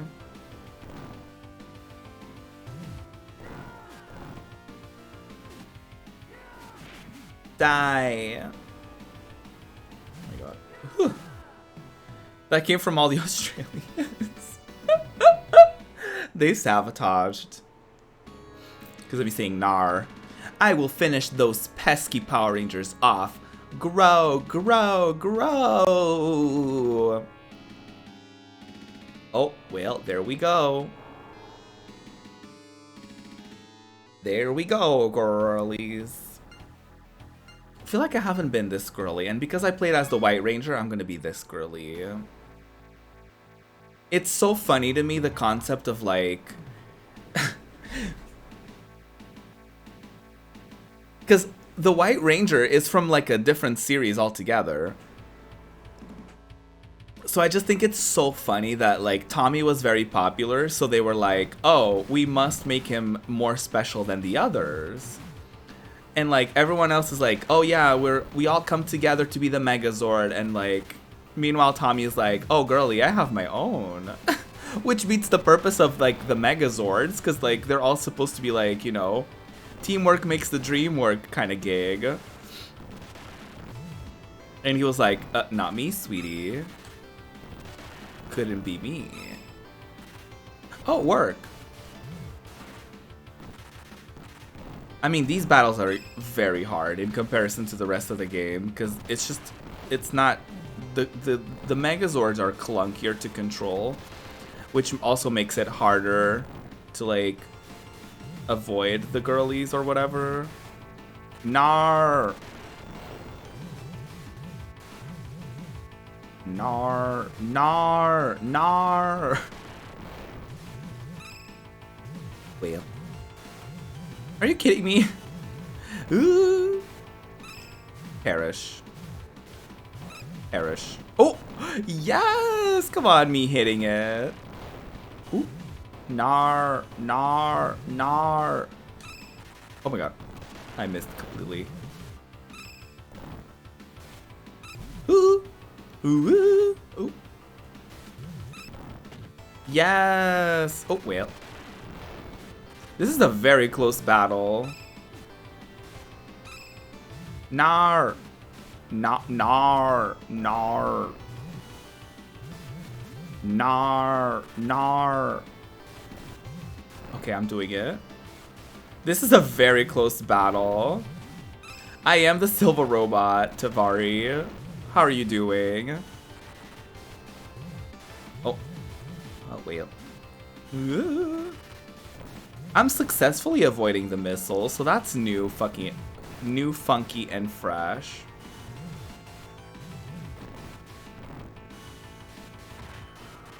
Oh, nar. Oh my god, I'm gonna die. Please. Oh, nar, nar, nar. Well, the time limit surely is not helping anybody. I'll be the T Megazord.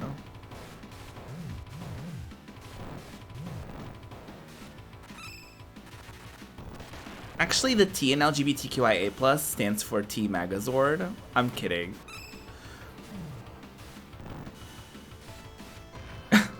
As someone under the trans umbrella, I am kidding. I did it. It only took me several years, but I did that.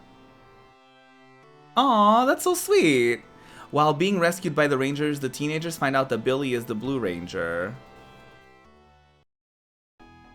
Was that... Oh yeah, in the meantime, Jason, Zach, and Trini have been invited somewhere, freed of their Power Rangers duties, and 3 new ones are chosen. The 3 teenagers they just rescued. But to transfer their powers to the new ones, the Power Rangers must do something. Must travel to the Forbidden Planet to get the Sword of Legend. That's so sweet, Tavari. It really means a lot to me that you said that. That my channel always relaxes you. I'll be the pink girly again. This is when they were like transitioning in between like different castmates. It's so funny to me how they went about it. It's like, oh, they went off to do something. They are doing a summit. Like, I don't know. They... I think for the Pink Ranger, it was like, she was invited to the Olympics. It was like something like that.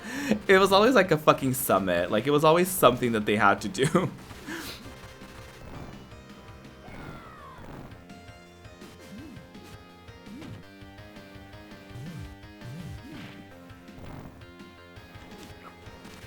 Jason, Zach, and Trini had their contract dispute unsettled. Yeah, exactly. No, I was talking about it earlier, Radias. I was talking about it earlier, how like the movie was very awkward on set apparently, because that's when they were doing the contract negotiations and stuff like that. And they were like, oh, no, you don't deserve more money.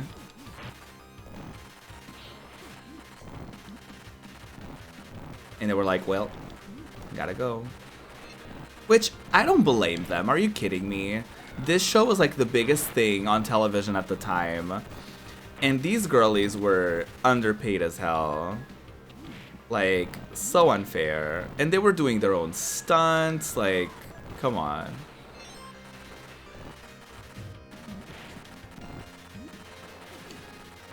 Oh my god. Okay. Not this.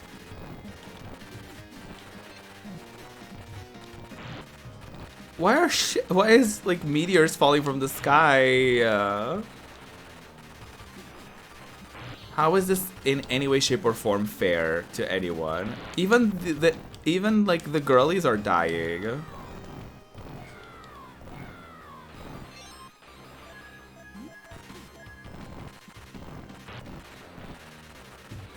my god. Nar. Nar. I'm gonna die again. Well. I'll continue being the Pink Ranger.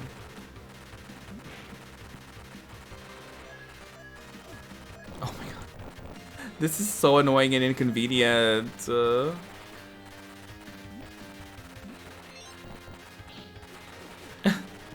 Who decided this was a great level design idea? Like, girly. What? Let's have meteors fall from the sky. Because that's gonna be fun and that's gonna be fun for everyone.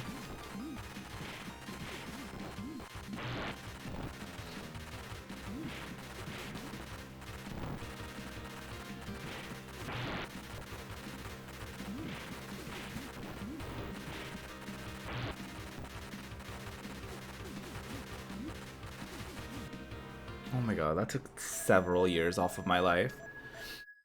I read somewhere that Jason's actor and Billy's actor don't really want to talk about their shooting experience. Yeah, I mean, Billy's actor talked about it a bit.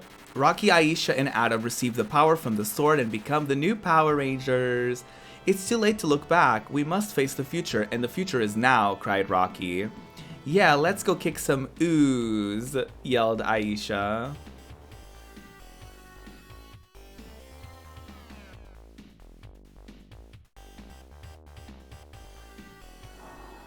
No, this is this was a game from the Genesis, from the Sega Genesis / Megadrive, depending on where you live. I read somewhere that, yeah, Billy's actor spoke out about how like he was basically victim of like homophobia on set and stuff like that. I haven't tried the Falcon Zord yet. Let me do it.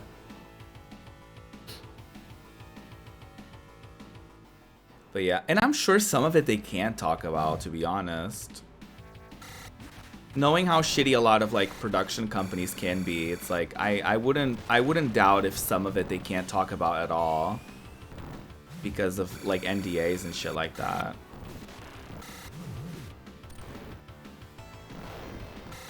Not this.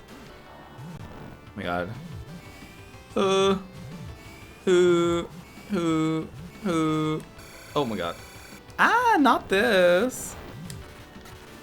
Oh my god. If I thought it was hard to control with the other Megazord, this one it's hard to tell where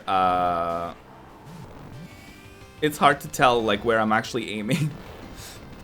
They were pretty young during filming, so hopefully they had some good representation for themselves. I think that's the issue. I don't think they did.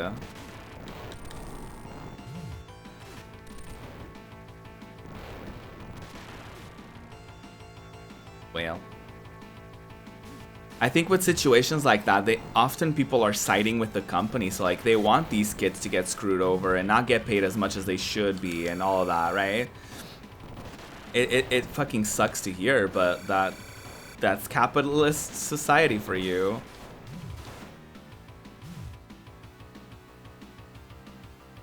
Oh, we're going to space?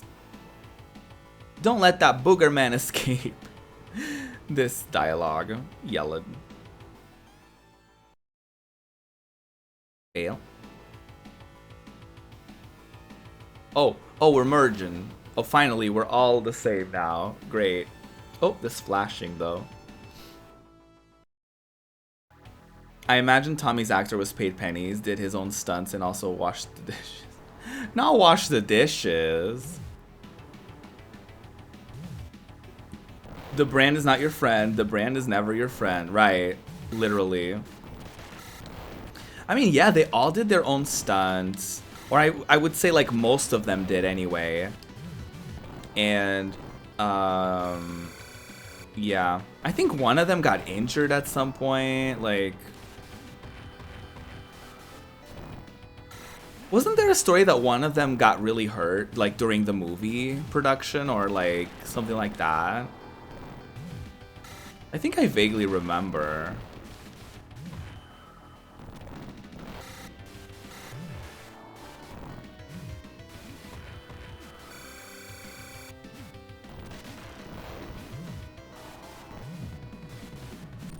Well. Oh my god. I hope the game isn't that much longer because I only have 2 credits left. And, yeah. I'm not gonna start from the beginning. Wherever I die, I die. I think this is like the final boss though, or something like that. Nar. Okay, what's the point of me guarding if it does nothing? Nar. Nar. Oh my god.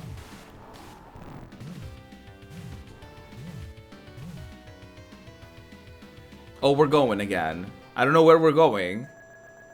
But we went to the moon and now we're going somewhere else. Oh, did I beat the game? Oh, was that it?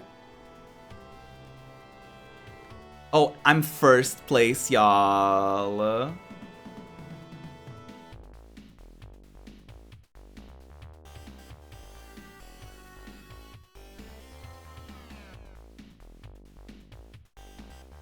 How do I... Oh, there you go.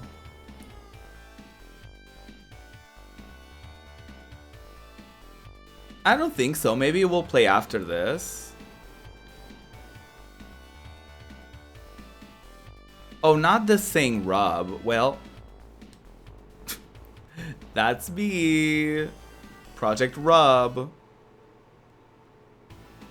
Okay, there's the ending.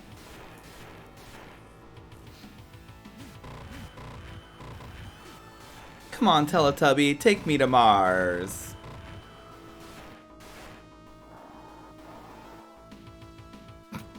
Where did that blast come from? I sure as hell didn't do that. Or did I? I didn't. Well, okay, work. Thanks to the Power Rangers, Angel Grove and the world have been spared from the terror known as Lord Something. Ivan and his 50-foot monsters had us surrounded, said Bulk. There was no escape, said Skull. At that moment, we knew we were facing death straight in the eye, said Bulk. Oh god.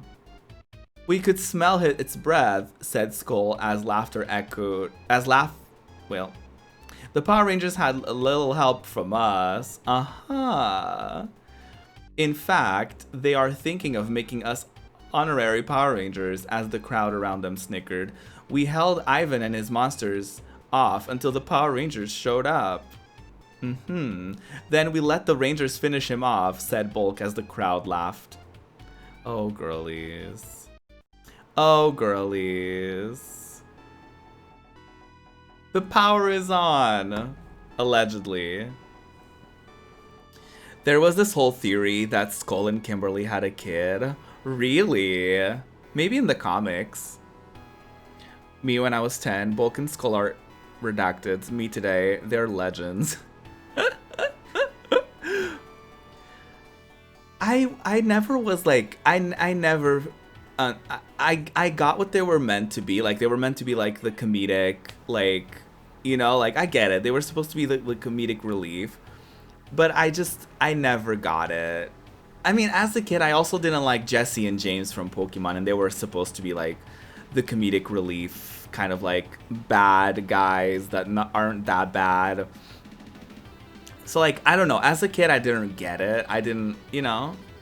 As an adult, like, Jesse and James, iconic. But Bulk and Skull, I still don't. Like, I don't know. I think some of it is, like, also, like, fat phobic as well. Like, some of the jokes are at the expense of, like, one of them being fat. So, like, it's not great. I don't know. I also think that they're made fun of often, and I just, you know, I don't know. It's just, I just don't get it. I don't get that. It's not for me, I guess. We did it! Aunt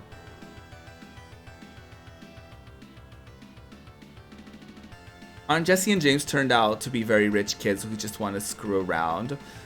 I don't remember. I think Jesse's story is like, she is like supposed to be rich, but like her parents kind of neglect her, kind of thing. And I think with James, I think his story was like,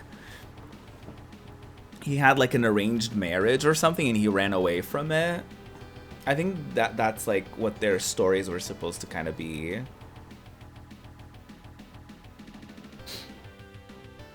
Can I skip this? I can't skip this. Okay, work. But yay, we did it. We played Mighty Morphin Power Rangers. Go, go, Power Rangers. Iconic. Oh, wow. We did that in one sitting. Love that for me.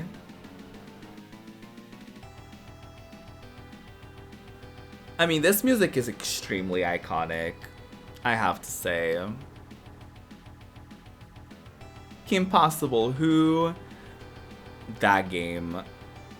That final boss was... rotted. As bad as they are, they realize how broken Ash's Pikachu is, so in that aspect they're better than every other Pokemon trainer. They also experienced how broken he is firsthand every episode. So, I mean, I will give them that though. Like, story about perseverance, they were it. You know what I mean? Like, Ash Ketchum, I'm sorry. I guess his story is also kind of about perseverance because he never won. He only won like recently. But yeah.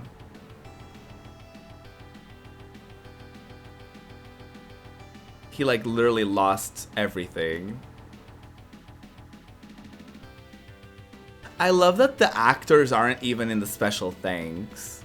Like, were they at all a part of like any of the credits? I'm not gonna lie, I was like looking at chat for most of it. But I'm just like, damn. Sims Co. I need to look up this development company. Because I'm very curious.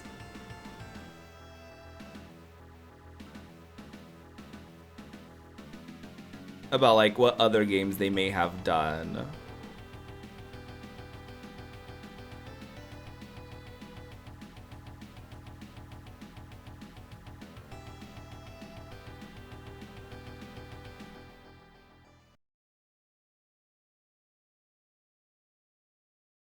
Okay, so it stands for what's this? Oh, not this. It stands for Soft Development Innovation Multi-Success, a Japanese video game publisher and developer established in 1991. What games did they make?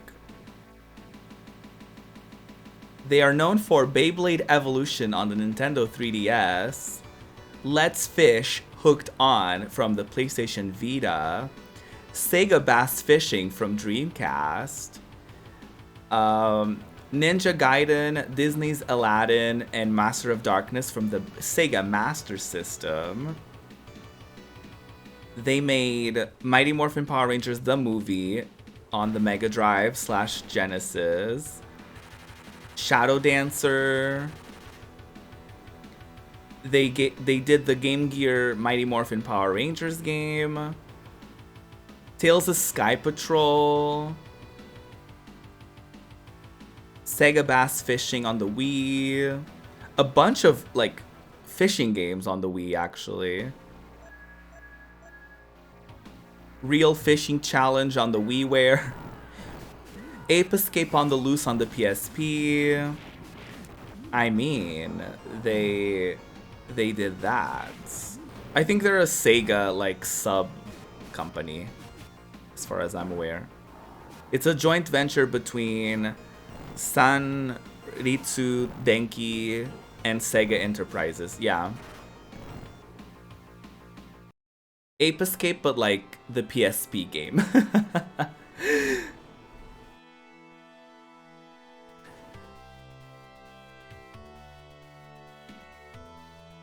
Their contract says we pay you $200 a week. Yeah, I mean, we can look into it, honestly. By the way, thank you so much for joining me as we played through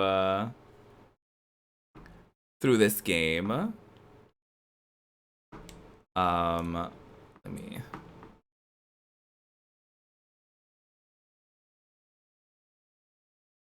Really means a lot to me that y'all joined me on this journey.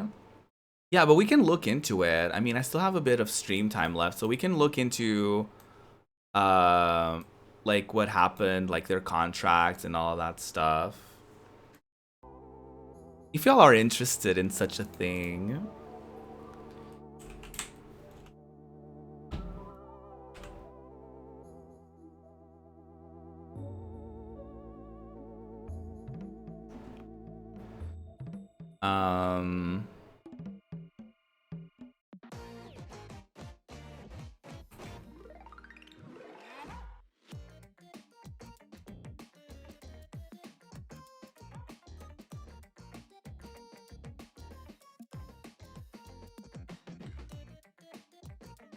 Not the filming locations. Secrets revealed.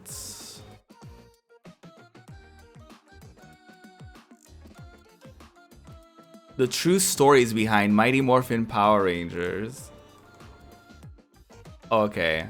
I pulled up a couple articles. Oh, okay. there's an article from Screen Rant that I'm gonna read through.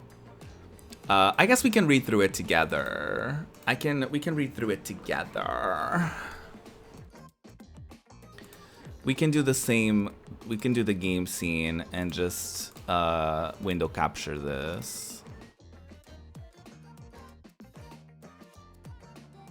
Okay, so I pulled up an article from Screen Rant. 16 things you never knew about Mighty Morphin Power Rangers the movie. Okay, so it seems like it is a where's my cursor? There you go. It seems like it is, you know, according to these pictures, it seems like the game was pretty accurate to the movie.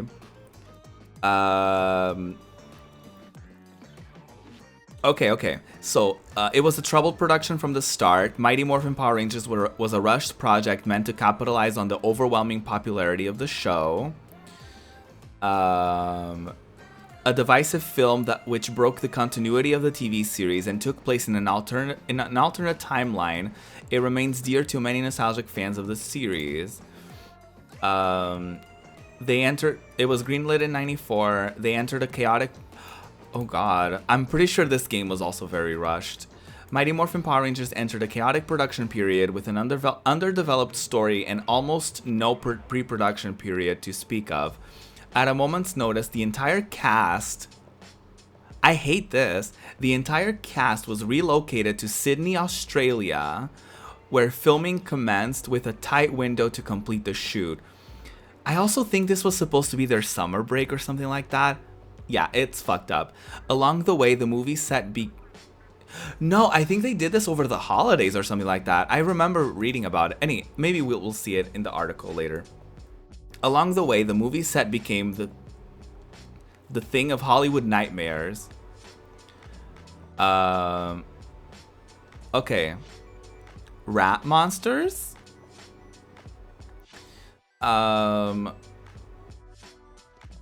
By November 1994, the production crew hit a major snag in their schedule due to multiple setbacks, including some questionable casting decisions and issues with the Rangers' costumes. Over 70% of the movie's scenes were deemed unusable. Making matters worse, further issues arose when villains originally written to appear in the film were scrapped after the costumes appeared too cheap next to the Rangers. Oh god. The so-called rat creatures, which were intended to be created by Ivan Ooze in the original script, were replaced by Ooze Men, only to be used later in the show's second season story on Return of the Green Ranger. According to one crew member who worked on the set, the wardrobe and prosthetics departments were able to create the new foes in only 4 days, showing just how uninformed and unprepared the staff was going into the project. Major roles were recast. The Mighty Morphin Power Rangers series was infamous for mistreating its cast, even during its meteoric height as one of the most popular shows on television.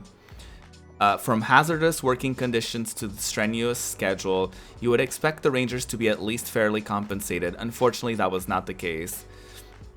The show was a non-union production. There was little stopping Saban from doing as they pleased contractually, which meant the cast did their jobs for a little more than minimum wage. When the opportunity for a movie came, the cast saw their chance to renegotiate their contracts. Only the producers weren't having it. Thanks to their unwillingness to work for $600 per week, the reported salary at the time, Walter Jones, Thuy Trang, and Austin St. John, the original Black, Yellow, and Red Rangers, were recast for the film. Austin would later reprise his role in Turbo, a Power Rangers movie. This is fucking wild. Nightmarish filming conditions for cast. During the shoot, the cast were asked to wear 40-pound suits for 10 hours a day. The suits were so heavy that co-stars Amy Jo Johnson and Karen Ashley reported experiencing severe back pains. I mean, yeah. The Rangers weren't the only ones who had a problem with their suits. Peta Marie Rickson's new Alpha 5 suit was such a hassle that the actress couldn't breathe when wearing it. In order for the costume to work, air had to be manually fed into it with a fish tank air pump. Girl. The crew also reported negative experiences of being overworked, possibly explaining why the movie ultimately felt like a disappointment. The director was replaced by a cameraman. I'm yelling.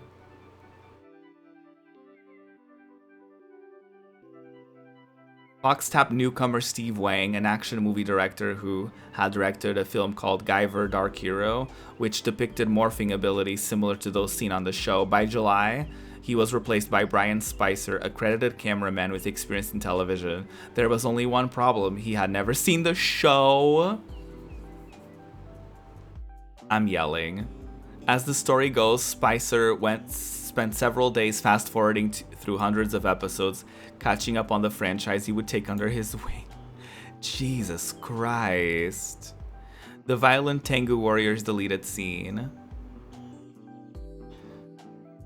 Written to be the among the most frightening villains in the universe, they were intended to test the Rangers in battle sequence that was ultimately deemed too mature for children. In the end, the battle was toned down for the movie, but the details of the deleted scene still live on the Power Rangers lore. According to the script, the Tengus greatly overpowered and outmatched the Rangers during their fight. In a deadly show of strength, the scene depicted the torturous warriors biting and cutting into Adam's hand, drawing blood by scratching Kimberly's back, and giving Tommy blood cuts, courtesy of some savage pecks from one of the villain's beaks. Unsurprisingly, the scary depictions didn't make it far from before being rejected by both Fox and Saban. Jesus. Extra scam. As a way to end the movie with a bang, the Rangers' final celebration at Angel Grove was meant to be one of the film's largest set sequences, with extras filling out the crowd in celebration of the victory over Ivan Ooze. Shooting along the Darling Harbor in Sydney, the open set quickly became an invitation for fans to meet the Power Rangers when the crew decided to spread the word through local newspapers and radio stations. Oh God. As a way to liven up the location, Sydney media falsely touted the shoot as a public extravaganza that would include a meet and greet and free prize giveaways. The turnout was evident in the size of the party in the movie's closing scene, and because many of the roles had been recast, many of the actors were able to walk around without being recognized, making the shoot smoother than expected. This is tragic. This is rotted. Oh my God. Rangers without visors. The start... okay. When Brian Spicer first set out to make the film, he envisioned the Rangers undergoing a drastic costume change, which involved the Rangers taking off their visors to expose the faces underneath the masks. Due to the crew having little to no production time to work with, filming commenced immediately with the Rangers not wearing visors. According to Spicer, this would allow the cast to show emotion while in the midst of battle. However, the final results looked ridiculous, and everyone quickly realized that the alteration was a terrible idea. Yeah.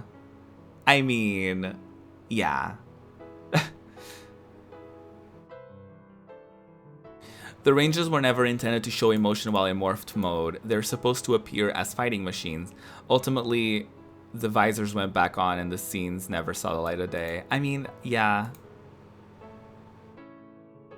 The unconscious stuntman. Oh, Jesus. According to Karen Ashley, who played the Yellow Ranger, the entire cast of the movie had a trained background in martial arts, either martial arts, gymnastics, or dance, which meant everyone could double as their own stuntman in certain scenes. During a scene in which the Rangers battled the Tengu Warriors, actor Jason David Frank was asked to kick one of the stuntmen as he flew in on a stunt wire, forcing him to fly backward after he was hit. When the wire prevented the stuntman from flying back far enough, he told Frank to kick him harder. What followed was a kick so hard it knocked the helpless stuntman unconscious.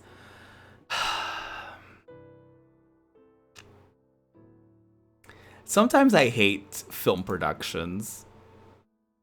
Sometimes you just hear stories and you're like, maybe y'all should be in jail, all of you. A box office disappointment.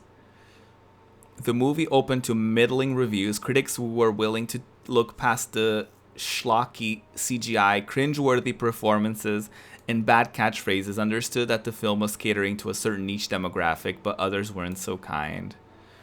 Despite the hoopla over how bad the film was, the bad word of mouth wasn't the kind of publicity that would normally keep Power Rangers fans from storming the theaters. But films like Pocahontas and Batman Forever soaking up all the young film goers' attentions, the Power Rangers movie debuted at the disappointing 4th place in the box office.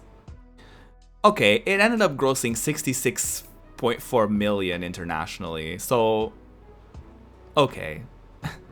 With a budget of $15 million.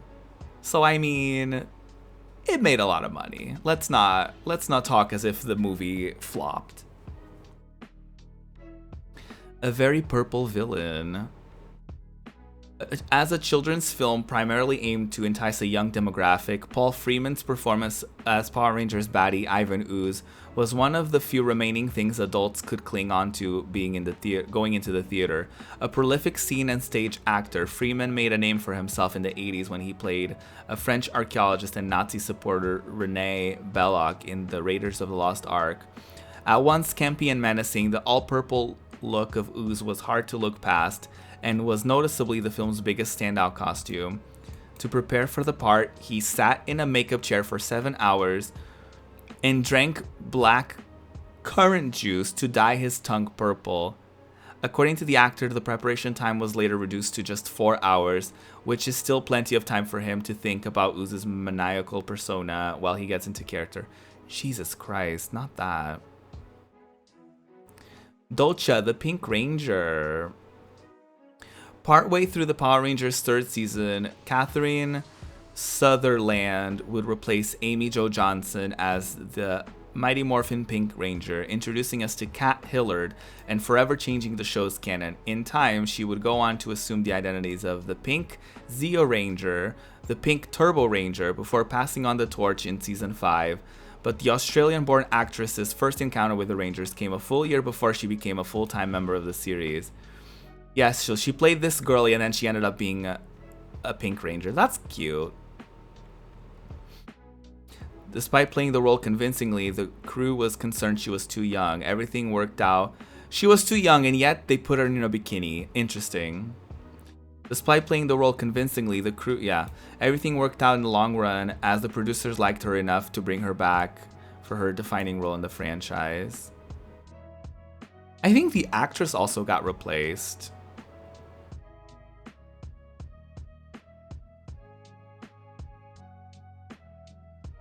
In the original script, the character was reportedly much more fleshed out. Her entire backstory was given, which included her explaining that she was a member of an ancient order called Order of Meledian, a group which imprisoned Ivan once. As expected, some scenes had to be cut, but one scene which would have been improved if the movie was a training sequence in which she taught the Rangers about their ninjetti powers. A 12-minute scene depicted the heroes trying to tap into their respective spirit animal instincts. A moment from the deleted scenes can't be seen on the DVD's making of, showing Tommy jumping off a rock as he tries to fly like a falcon. Old cast versus the new.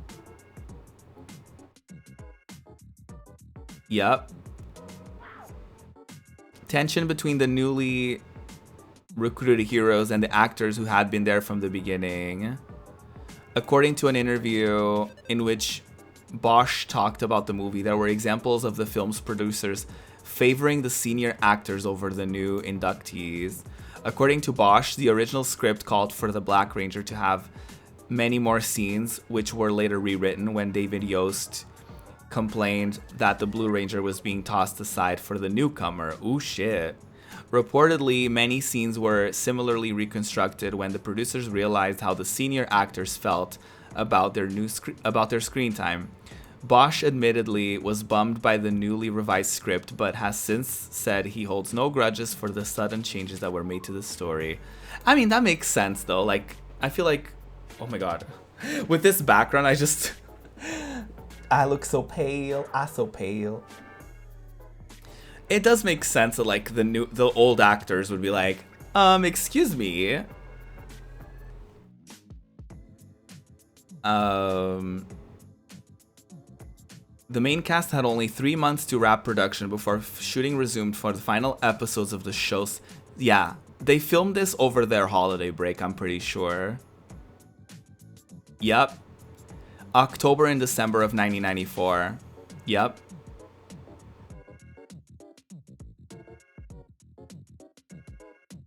By the time Christmas rolled around, the cast and crew were still stuck in the movie's shooting location of Sydney, leaving Saba no other option than to move some of the series' production from Los Angeles to Australia. In season 2 episodes, The Wedding and Return to the Green Ranger, many of the local areas were reused, with the cast working overtime to get the scenes shot when they weren't working on the movie. Jesus Christ.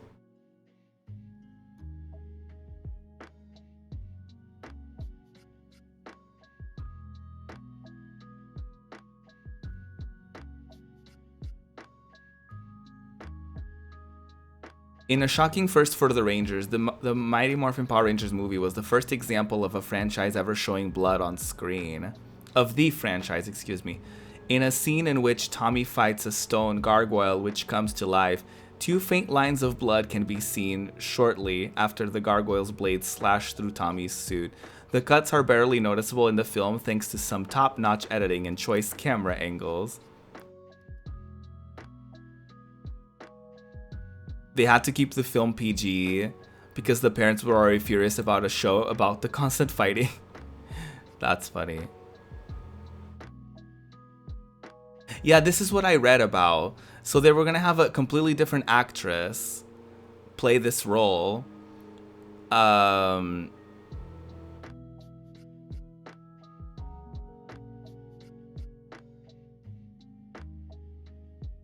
Yeah, it was like a whole thing. Oh yeah. Yeah, okay. I think what happened was she got hired, she got replaced by the other girlie, which ended up being the Pink Ranger, and then she got back. So they ended up using her because they didn't like the performance of the other girl, I guess. Or that they said she was too young, and it's like, yeah, I mean, this is her outfit, so I'm glad that they chose this girlie instead.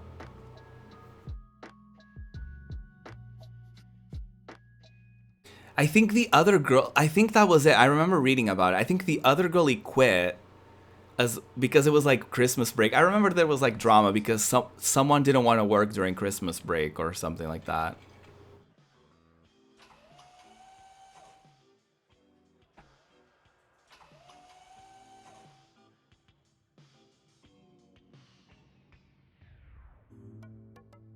It's wild. Yeah, they hired another girlie to play her. Yeah, it was like a whole thing. It's fucking wild. This production was probably a fucking nightmare.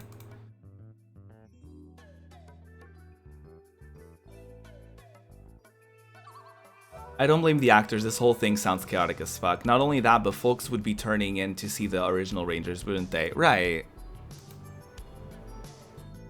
And also it's like, you fired our friends, and now you're just replacing them with new people, and then these new people are having bigger roles than us. So I would say it was probably not great on their end.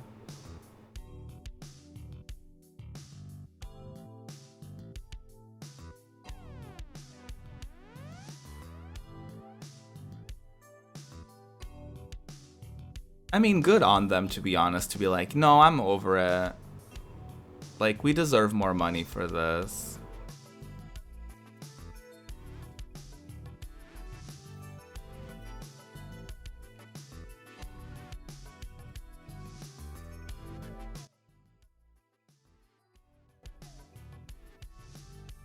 And working 10 hours a day and stuff like that, like, come on, y'all. With those heavy ass suits. Like, I'm sure some of them got, like, you know, injured for life, right? Like, you would think. So messed up. And now my camera is doing something weird again. Today is just a stream of my webcam doing interesting things. But then if I do this, the background is weird. Why must I be treated in such a way? I'm just trying my best. I'm just trying my best.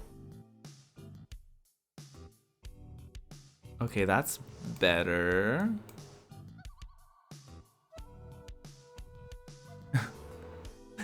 I'm just trying my best. Okay, that's better. I think. I think the background is still a bit grainy. I don't know what happened when I switched to this computer, but I just can't seem to figure out my webcam settings.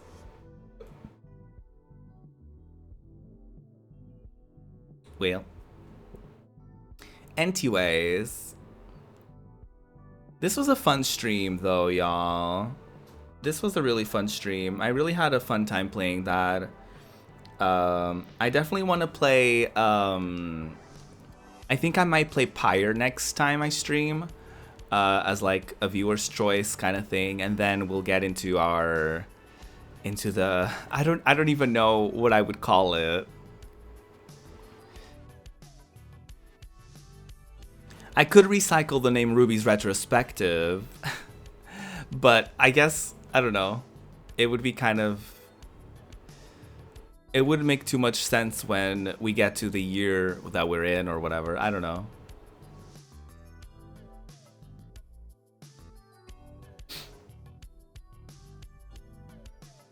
Should we look into games for like the years, or should we do that when we finish Pyre? Actually, what I'm gonna check is how long to beat for Pyre. I mean, I'm gonna play it, doesn't mean that I'm gonna beat it, but I definitely want to see. Okay, 11 out. Okay, let's do main plus extra. It's gonna be roughly 15 hours, so I can definitely do it within a week if I do end up beating it, if I, you know, don't hate it. The completionist route is roughly 20 hours, so I think I should account to like 15 to 20 hours, considering I'm gonna be streaming. So definitely a few streams worth of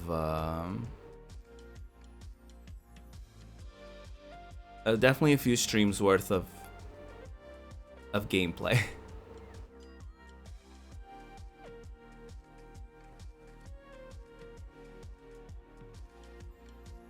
Yeah, that's definitely a thing too, right, Kath? It's like people would definitely tune in to watch the old, like the original Rangers. Like it would make sense.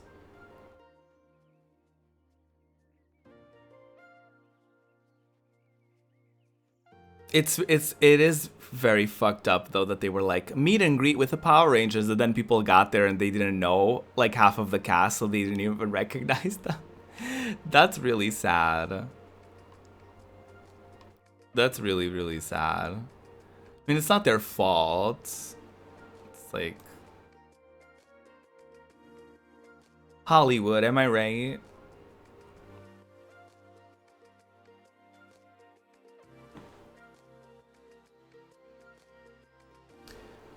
But yeah. Anyway.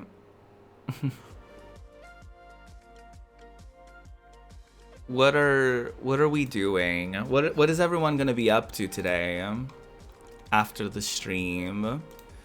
I will probably work on editing. I will definitely work on editing, maybe like the oh my god, whatchamacallit? I will probably edit the K-pop album haul video. I will probably work on that. Maybe a little bit of Final Fantasy VII if I feel like editing that a little bit.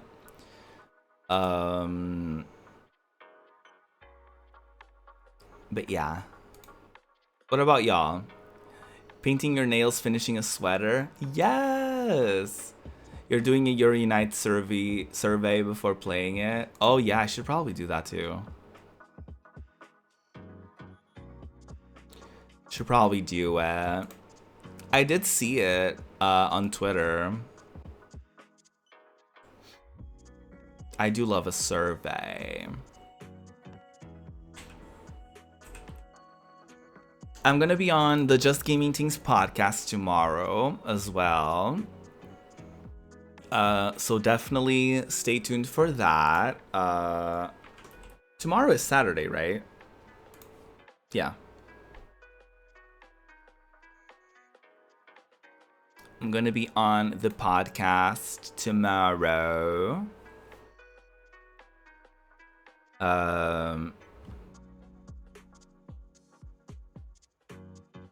Got a busy weekend. I'll be doing some cosplay next Sunday charity. I see. Iconic. Iconic behavior.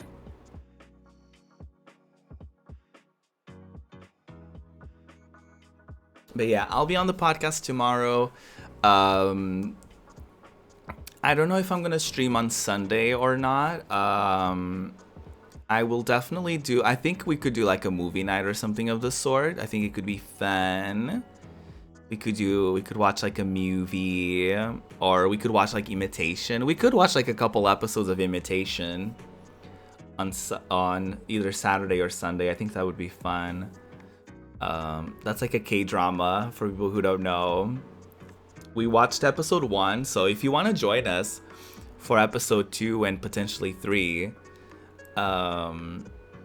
we are going to be getting into that over the weekend at some point, or today, I don't know, sometime this weekend on Discord. So if you want to join that, definitely feel free to do so. Hi, comrade. Just as a boundary, I don't feel super comfortable with that.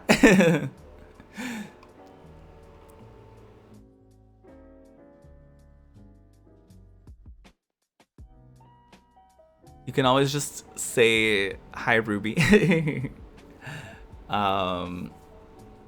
Yeah. I appreciate the compliment, but yeah.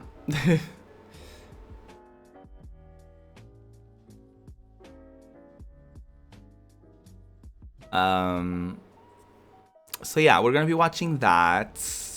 And I don't know. I don't know if I'm gonna stream. I probably won't stream over the weekend. Besides just gaming things, I will be on that. And then probably Monday we will start like we will start the Pyre week. As like the viewer choice situation. Either I'll do like the whole week or I'll do like my first impressions. It's gonna depend on how I like the game. So definitely don't like, I guess don't expect like for me to play the full game. Just like expect I'll potentially probably on Monday I'll play it, and then we'll see from there. I was also thinking of doing a thing where maybe I start my streams a bit earlier. Cause like I started today's stream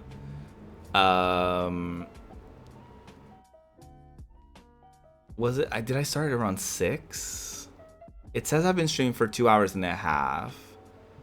So yeah, I started at 6 my time. So I was thinking I could start like earlier, and I was thinking of doing a thing where maybe I do like a couple of hours of like work with me, and then like play games after or something like that. Would y'all be interested in streams like that, where like the beginning portion is like a couple of hours of like work, especially because I usually stream during weekdays. Would y'all be interested in that? Like maybe I start at like 4 p.m. BST, which would be like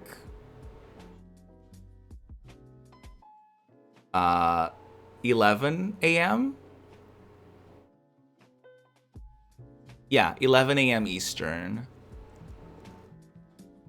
And I would do for like a couple of hours, maybe.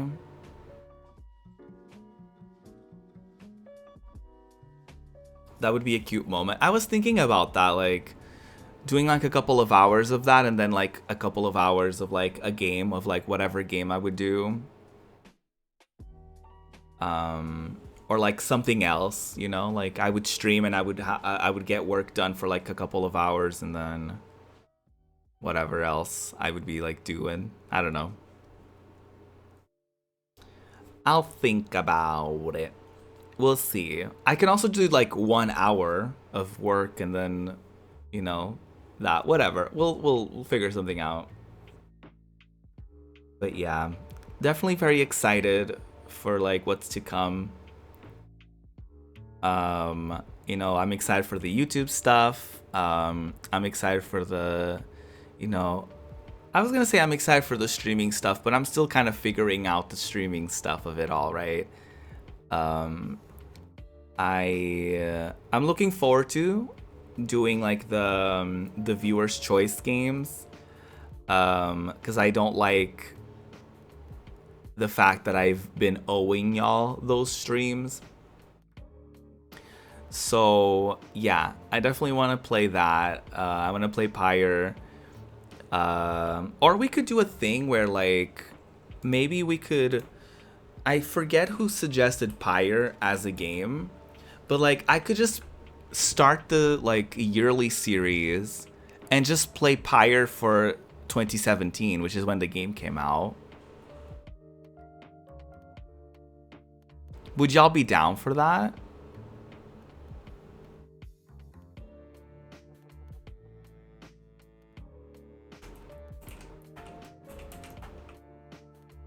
Because then we could just like start the series. Because I really did want to like. Oh, that's true. 2017 is going to be a while until we get there. That is true.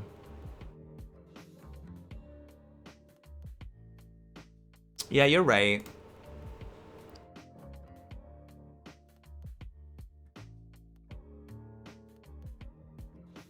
Yeah.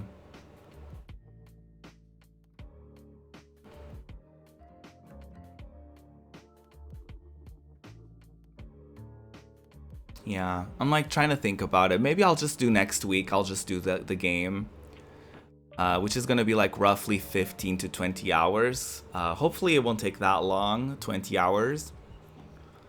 I know I'll definitely forget by then. I mean, I would probably like write it down because I think I'm gonna do it like I think I'm gonna do a like a poll or something like that. And I'd have a doc for every year, so like I wouldn't I don't know if I would necessarily forget about it, but yeah. So yeah, I'll try to make a bunch of progress. I think I could probably do like so for 15 hours. So maybe we should overshoot it for the time. So if it says it's 20 hours for a completionist route, probably gonna take us less than that. But we could do 5 days, 4-hour streams, which is definitely doable. If it ends up taking 20 hours, we could definitely do like 5 streams, like Monday through Friday maybe, and do the 4 hours. Yeah.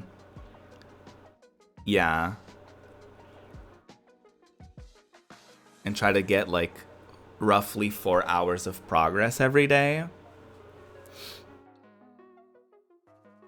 I could maybe do less days and do longer streams for those days. Because I could also do like maybe 3 days and do roughly like 6 hours for each day. But I don't know. I feel like it would be more doable to just like do a couple, like to probably do more streams. But like, you know, I don't know.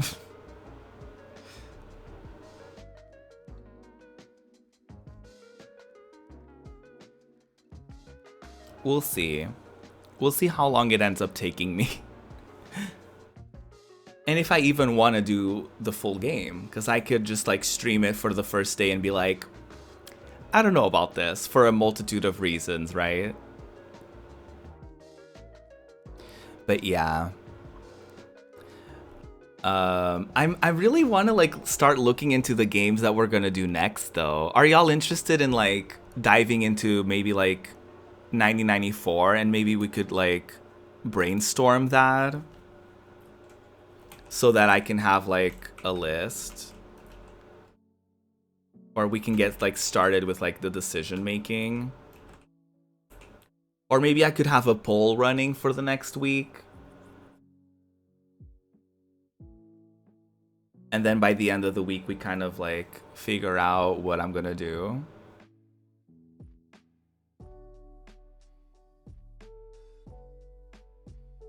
I love voting. Okay, work. Maybe we could do like Metacritic. I'll do Metacritic.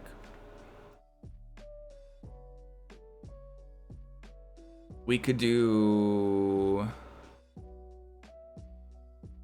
maybe by year or something like that.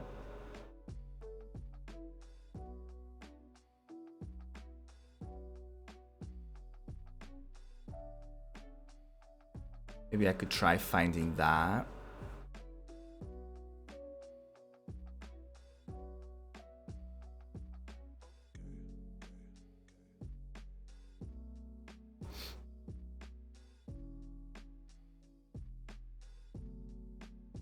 Oh no, they don't have stuff.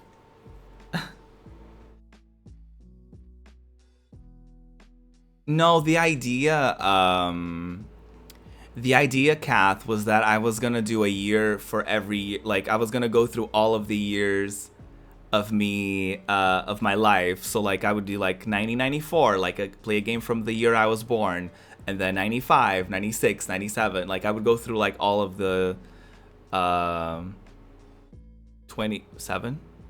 Yes. I think I'm 27. All the 27 years of, like, you know, games, and kind of go through that and maybe have y'all either vote for games that y'all want to see or something like that. Okay, Metacritic doesn't go as far as 9094 as far as like scores. So love that.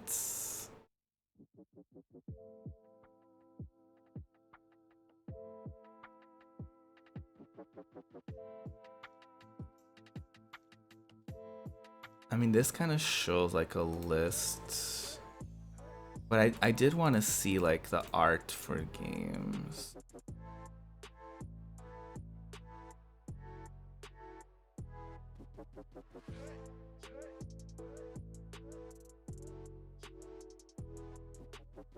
This only shows in the United States. I would love to see. I'm not into this. I want to see. Oh, this is like every single game that came out in 1994.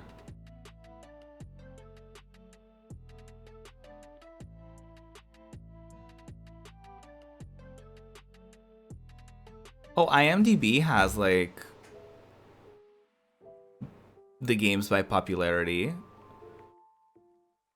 between January of 1994 and December of 1994. Okay. We could get into that. Let me not that window. Okay. Let's see. I'll have my notepad ready to write down some stuff. So, games that came out in 1994, they're sorted by popularity. Demolition Man, I don't think so. Wing Commander, no. Plumbers don't wear ties. The Lion King. I could play the Lion King. This would be a one-off stream.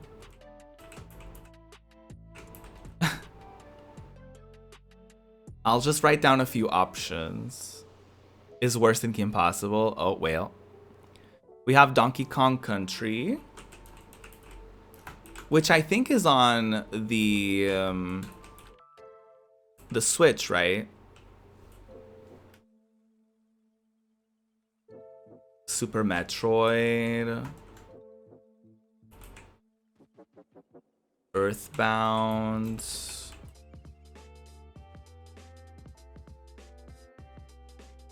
Final Fantasy VI. Ooh, these options though. Elder Scrolls Arena, Cruisin' USA, Doom 2, Corpse Killer, Warcraft, Orcs and Humans, Killer Instinct, Sonic 3. Aww. I think I've already played Sonic 3 on stream though, so that's the only reason I wouldn't play it again. Ooh, the original Tekken. Ooh. Disney's Beauty and the Beast, Spider-Man and Venom, Sonic and Knuckles, Need for Speed. Is this the first Need for Speed game? That's funny. Streets of Rage 3. I think I've already played it on stream. Aladdin Activity Center, Earthworm Jim.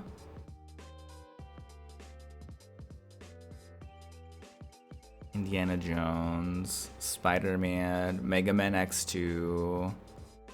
I don't know about that. We'll go through the top 100. Michael Jordan, Boogerman, X-Men, Children of the Atom, Jurassic Park Rampage Edition. Yeah, I think we have some options already.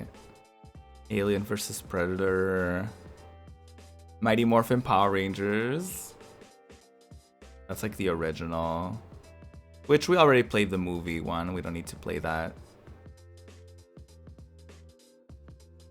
Oh, Bust a Move. That would be cute. I love Bust a Move. Wait, I don't know if this is the Puzzle Bobble one though. It might not be. A towel matching.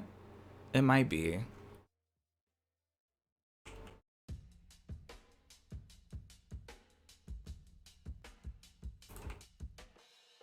Metroid, DK, Earthbound, Lunar, Eternal Blue, Darkstalkers. Okay, we already went through the 100 more popular choices, and I think we have a few. So I was thinking we could either do like multiple one-offs, or we could do like,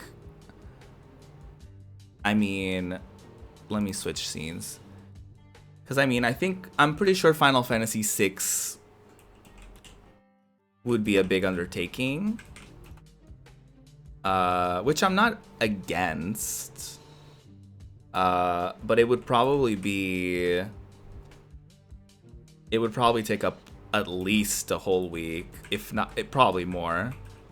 Final Fantasy VI? I mean, yeah, the main story is 35 hours, and main plus extra is 41 hours, so that sounds more correct for how much it would take me. Completionist is 64, so it would probably be around 50 for me to beat it, which is definitely a lot. I wouldn't be able to do that in a week. So Final Fantasy VI, unfortunately, is...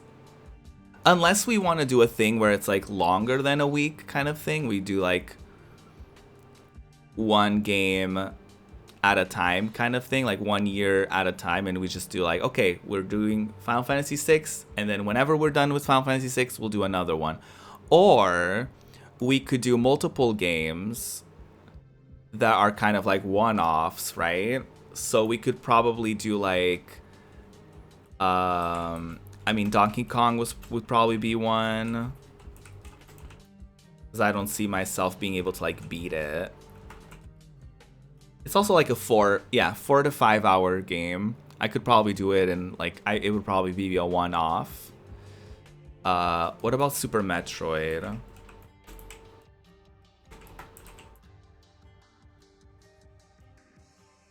Super Metroid is roughly from 7 to 9 hours. Okay. A one-off thing. I wouldn't stream the whole thing, but I would probably stream in plenty for that week. So I could probably do that instead. What about Earthbound? I feel like Earthbound is like a juicy one though.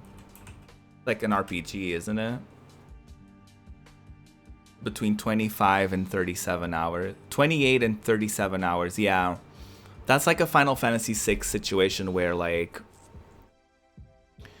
I probably wouldn't be able to do that for this specific like series.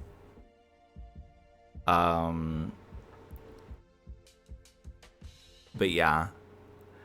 I was thinking a part of me also thought about, instead of doing 1 week games from that year, I would challenge myself and be like, okay, for the month of August, I do 9094. So I do a week of one-off games, and then the next week and then for 2 weeks I play like Final Fantasy VI, and then like I play another week of like one-offs, and then I play like, you know, or like I do 2 weeks of Final Fantasy VI, 1 week of one-offs, and then 2 weeks of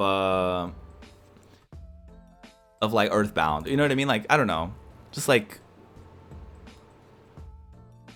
something like that.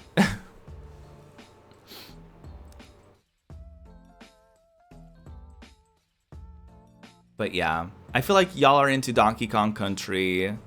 So I was thinking maybe I just do the one-offs and do like Donkey Kong Country, Super Metroid, Tekken, and that's like 3 days. That would be cute, but definitely keep in mind that if you're doing all the years, you're going to be doing it for the next few years that way. I wouldn't mind kind of like doing that though. You know what I mean?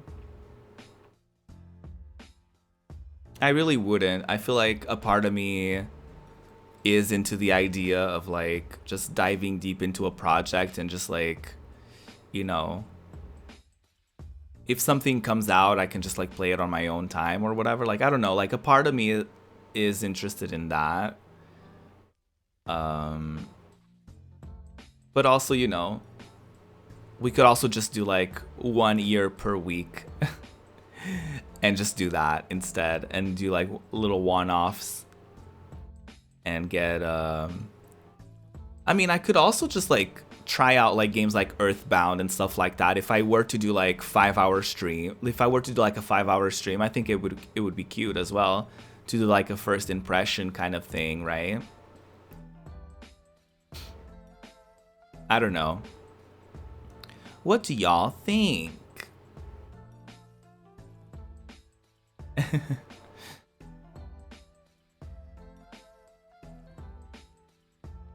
What would y'all be more interested in, I guess, for like tuning into the channel? Which option would you be more interested in? Like me doing a week and that week be dedicated to a year, or a whole month dedicated to that year? And even the way like of me going about like playing the games. I guess these are things that I could just decide for myself, but I'm always like, in the back of my mind, I'm scared that like y'all won't like it, or that it's not fun, or that y'all are not interested or whatever. So I'm just like, ooh, how should I do it?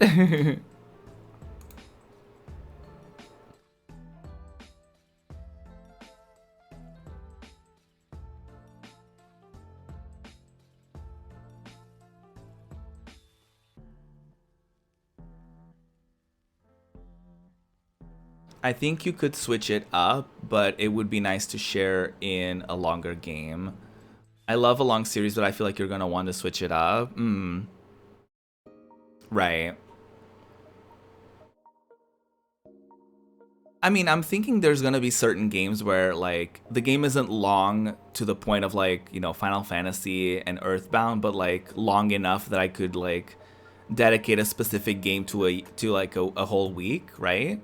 Rather than do like a lot of one-offs. But yeah.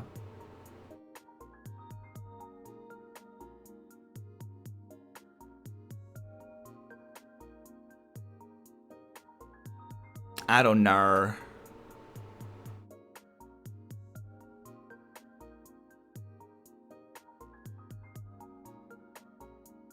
I do feel like there's definitely that kind of like, there's a part of me that does kind of fear that, of like, if I do commit to a whole month, then it would be like, I don't know. I think it would be cute if you play a game for a stream and if you feel like playing it longer, you could play it longer, but kind of do it on a case-by-case basis. That's a good idea as well. That's a good idea. Like, we could definitely, I don't know if I would be willing to commit to like a 5, because a part of me almost wants to do like, maybe I could do like 3 hours on like Monday through Friday and like take the weekend off kind of thing. Or like maybe I do like 3 streams or something. I just feel like if I did 5 streams a week, it would be cute because y'all would get like 5 different games per week, per year.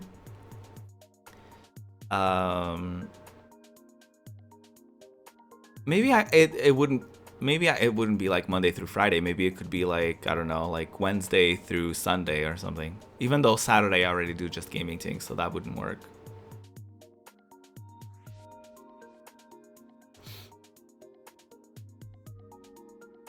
Maybe I could do like 3 to 4 games per week. I think that could be fierce. I feel like at least 3 streams per week could be fierce. And it could always be like the most voted game from like that. The most voted games from that year would be played.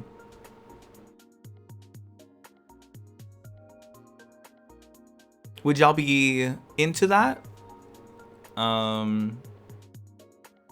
Maybe I kind of commit to a schedule of some sort and I do like 3-ish hours of stream, and then we kind of go from there and like see which games I'm into and which ones I'm not, kind of thing.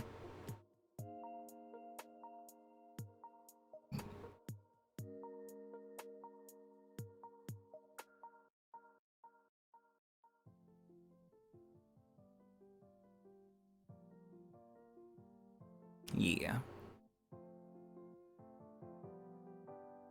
I'm thinking that could be fierce.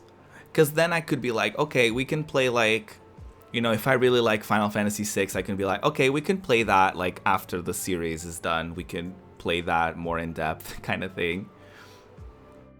Or Earthbound, or literally any other game or whatever.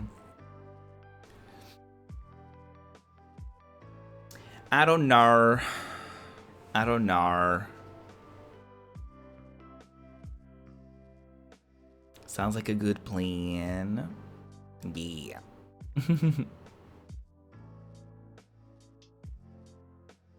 We'll see.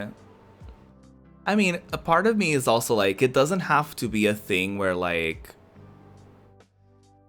I mean, yeah, I guess it's like a thing where like it doesn't have to be, I also don't have to do like a whole week. Because I'm now like thinking about it too. It could be interesting to be like 9094, and then whatever game y'all vote for is however long I'm gonna spend on that year. So like if the winner ends up being like Super Metroid, I'll play that game maybe for a stream or a couple streams if I feel like beating it. If not, the next game is 9095 and we do that. You know what I mean?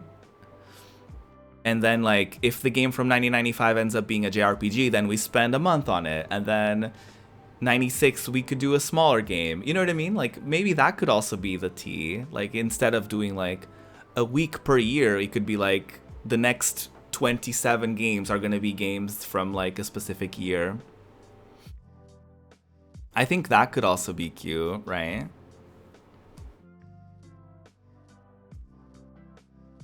Because then it gives y'all like options, right?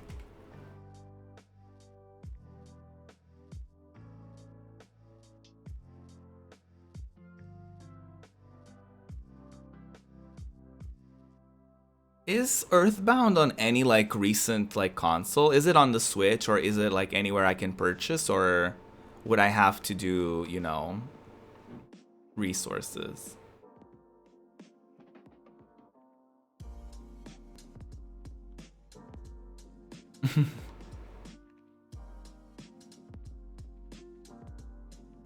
Fans have been waiting. Okay, work.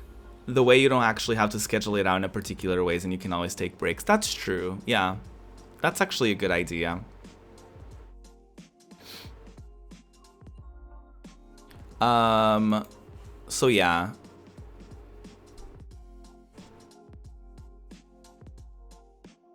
So I mean, for Dex's game, because he hasn't chosen a game yet, I'm just thinking of like whenever the new Super Monkey Ball comes out, I just play that instead of like having it be a thing where like I have him choose. Like I can just like, yeah, I'll play Super Monkey Ball because I'm interested in it, and I know that's a game he would probably choose. So I think that's like a good compromise.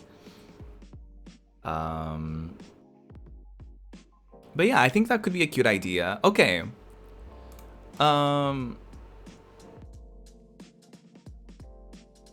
Okay, so we figured it out. Super Monkey Ball was the game I was gonna choose. Okay, work. Okay, then I'll just, yeah, I'll do that whenever the game comes out. When does the game come out?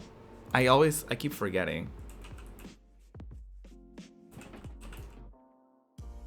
Is it Banana Mania called? Is that what it's called? October. Okay, work. I should be done with this series by then.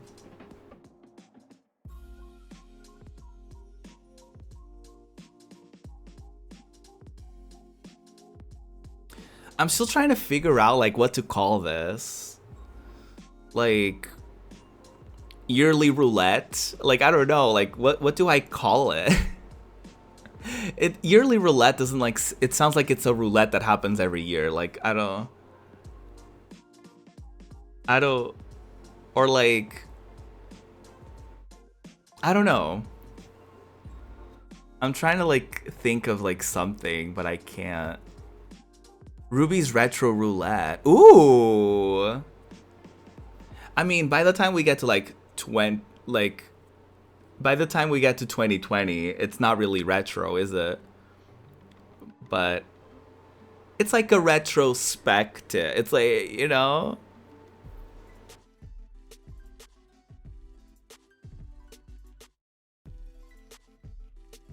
What are you talking about, Radiaz?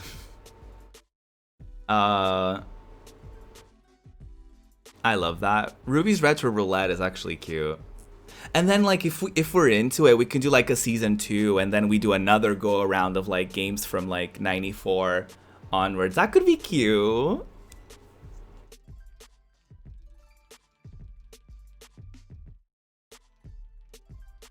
Yeah, that's cute. I like that. Do we want to do the poll? Maybe I should do a straw poll? Because I definitely want to have it in advance so that I know which game I'm playing next. So I can like test it out and all that. Maybe a straw poll is gonna be it.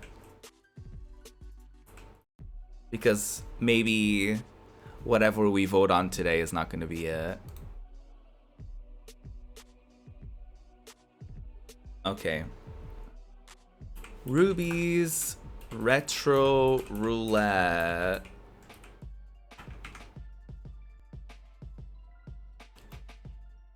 $90.94.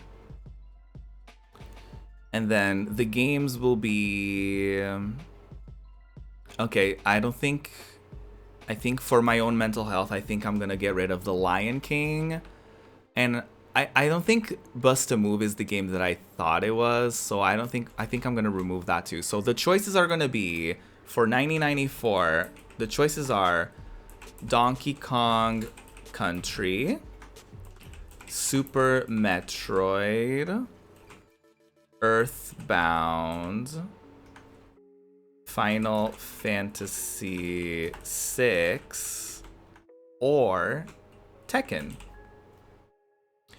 I will allow y'all to choose multiple games, because it's fair. Y'all can just vote for however many games y'all want me to see, and I will be the tiebreaker if a choice needs to be made like that. And boom. Oh, not that. Let me share. It's a reference to how EA argued implementing a roulette system. Yeah, that's not really what we're talking about. Okay, so here's the Ruby's Retro Roulette for 1994 poll. So whichever game y'all vote for the most will be the game that starts off the series. The year that I was born, y'all, 1994.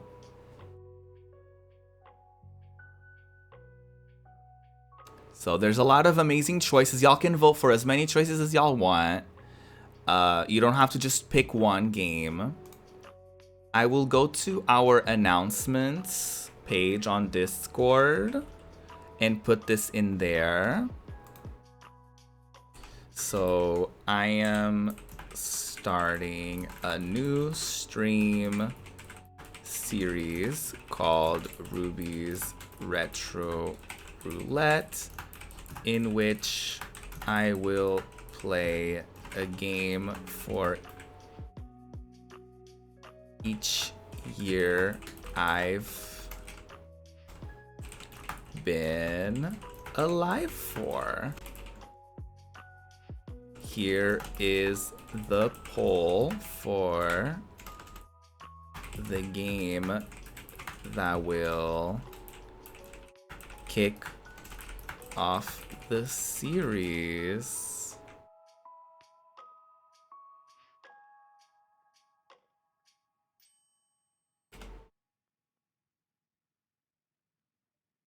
You can vote for any, you can vote for all, you can vote for multiple games, and the dead. Oh wait, really? Oh, that's messy. You can vote for multiple games, and the deadline is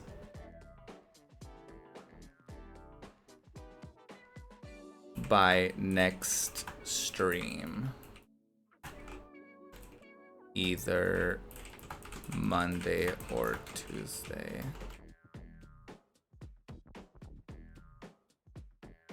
Homophobia, not that.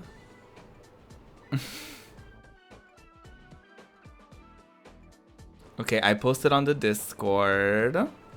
So far, I just posted the thing. We don't know how the votes are gonna go on Discord. But so far, the Retro Roulette, the winner so far, taking the lead, is Donkey Kong Country. So we'll see. I'm gonna close the poll and I'm gonna open it only either Monday or Tuesday, and that's when we're gonna decide the winner, aka the game that will kickstart our series for the Ruby's Retro Roulette. Special thanks to Spin for helping me out with the name. I love it. And yeah, I'm super excited. Oh my god, I'm so excited. So yeah, either Monday or Tuesday I'm gonna stream Pyre, and that's gonna be like the last game that I play outside of this series. And we're gonna see how I like it. We're gonna see. I might end up playing that game for like that might be our next game that we play for a little bit. But the deadline is gonna be for the poll is gonna be this, so that we know which game is coming next. So that's exciting. Let me see who's streaming.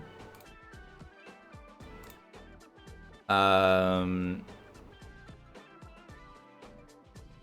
we can hop on by and say hi to them as I wrap up this stream. I'm very curious to see, like, one, what games came out in what year, and then what games we end up kind of like gravitating towards and that y'all end up voting for and all that. Like, I think it's gonna be very interesting to see like the games throughout the years and which games end up being like chosen, and then, you know, which games end up being robbed, and then we have to do like a second season if we feel like it or something. I don't know, we'll see.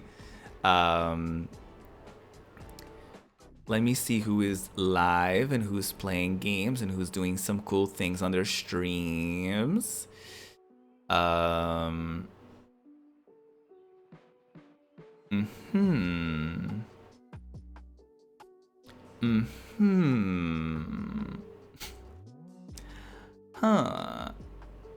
Ruin is live?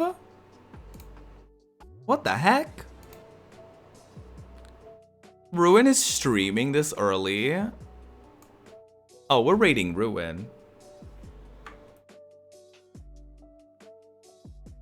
Is it his birthday? Oh shit. I keep forgetting because he doesn't have like his birthday like as a thing. Did that work? Do y'all see the raid thing? Because I don't see it on my end.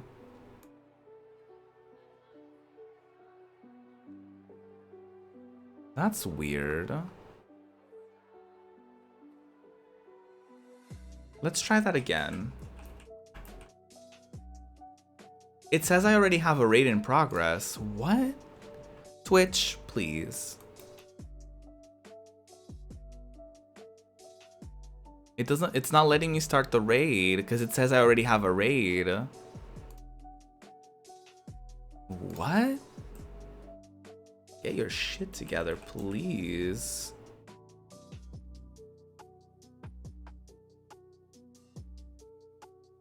Well, okay, I'm just gonna do it the old-fashioned way, y'all. Y'all are gonna go into Ruin's stream. I'm gonna host him.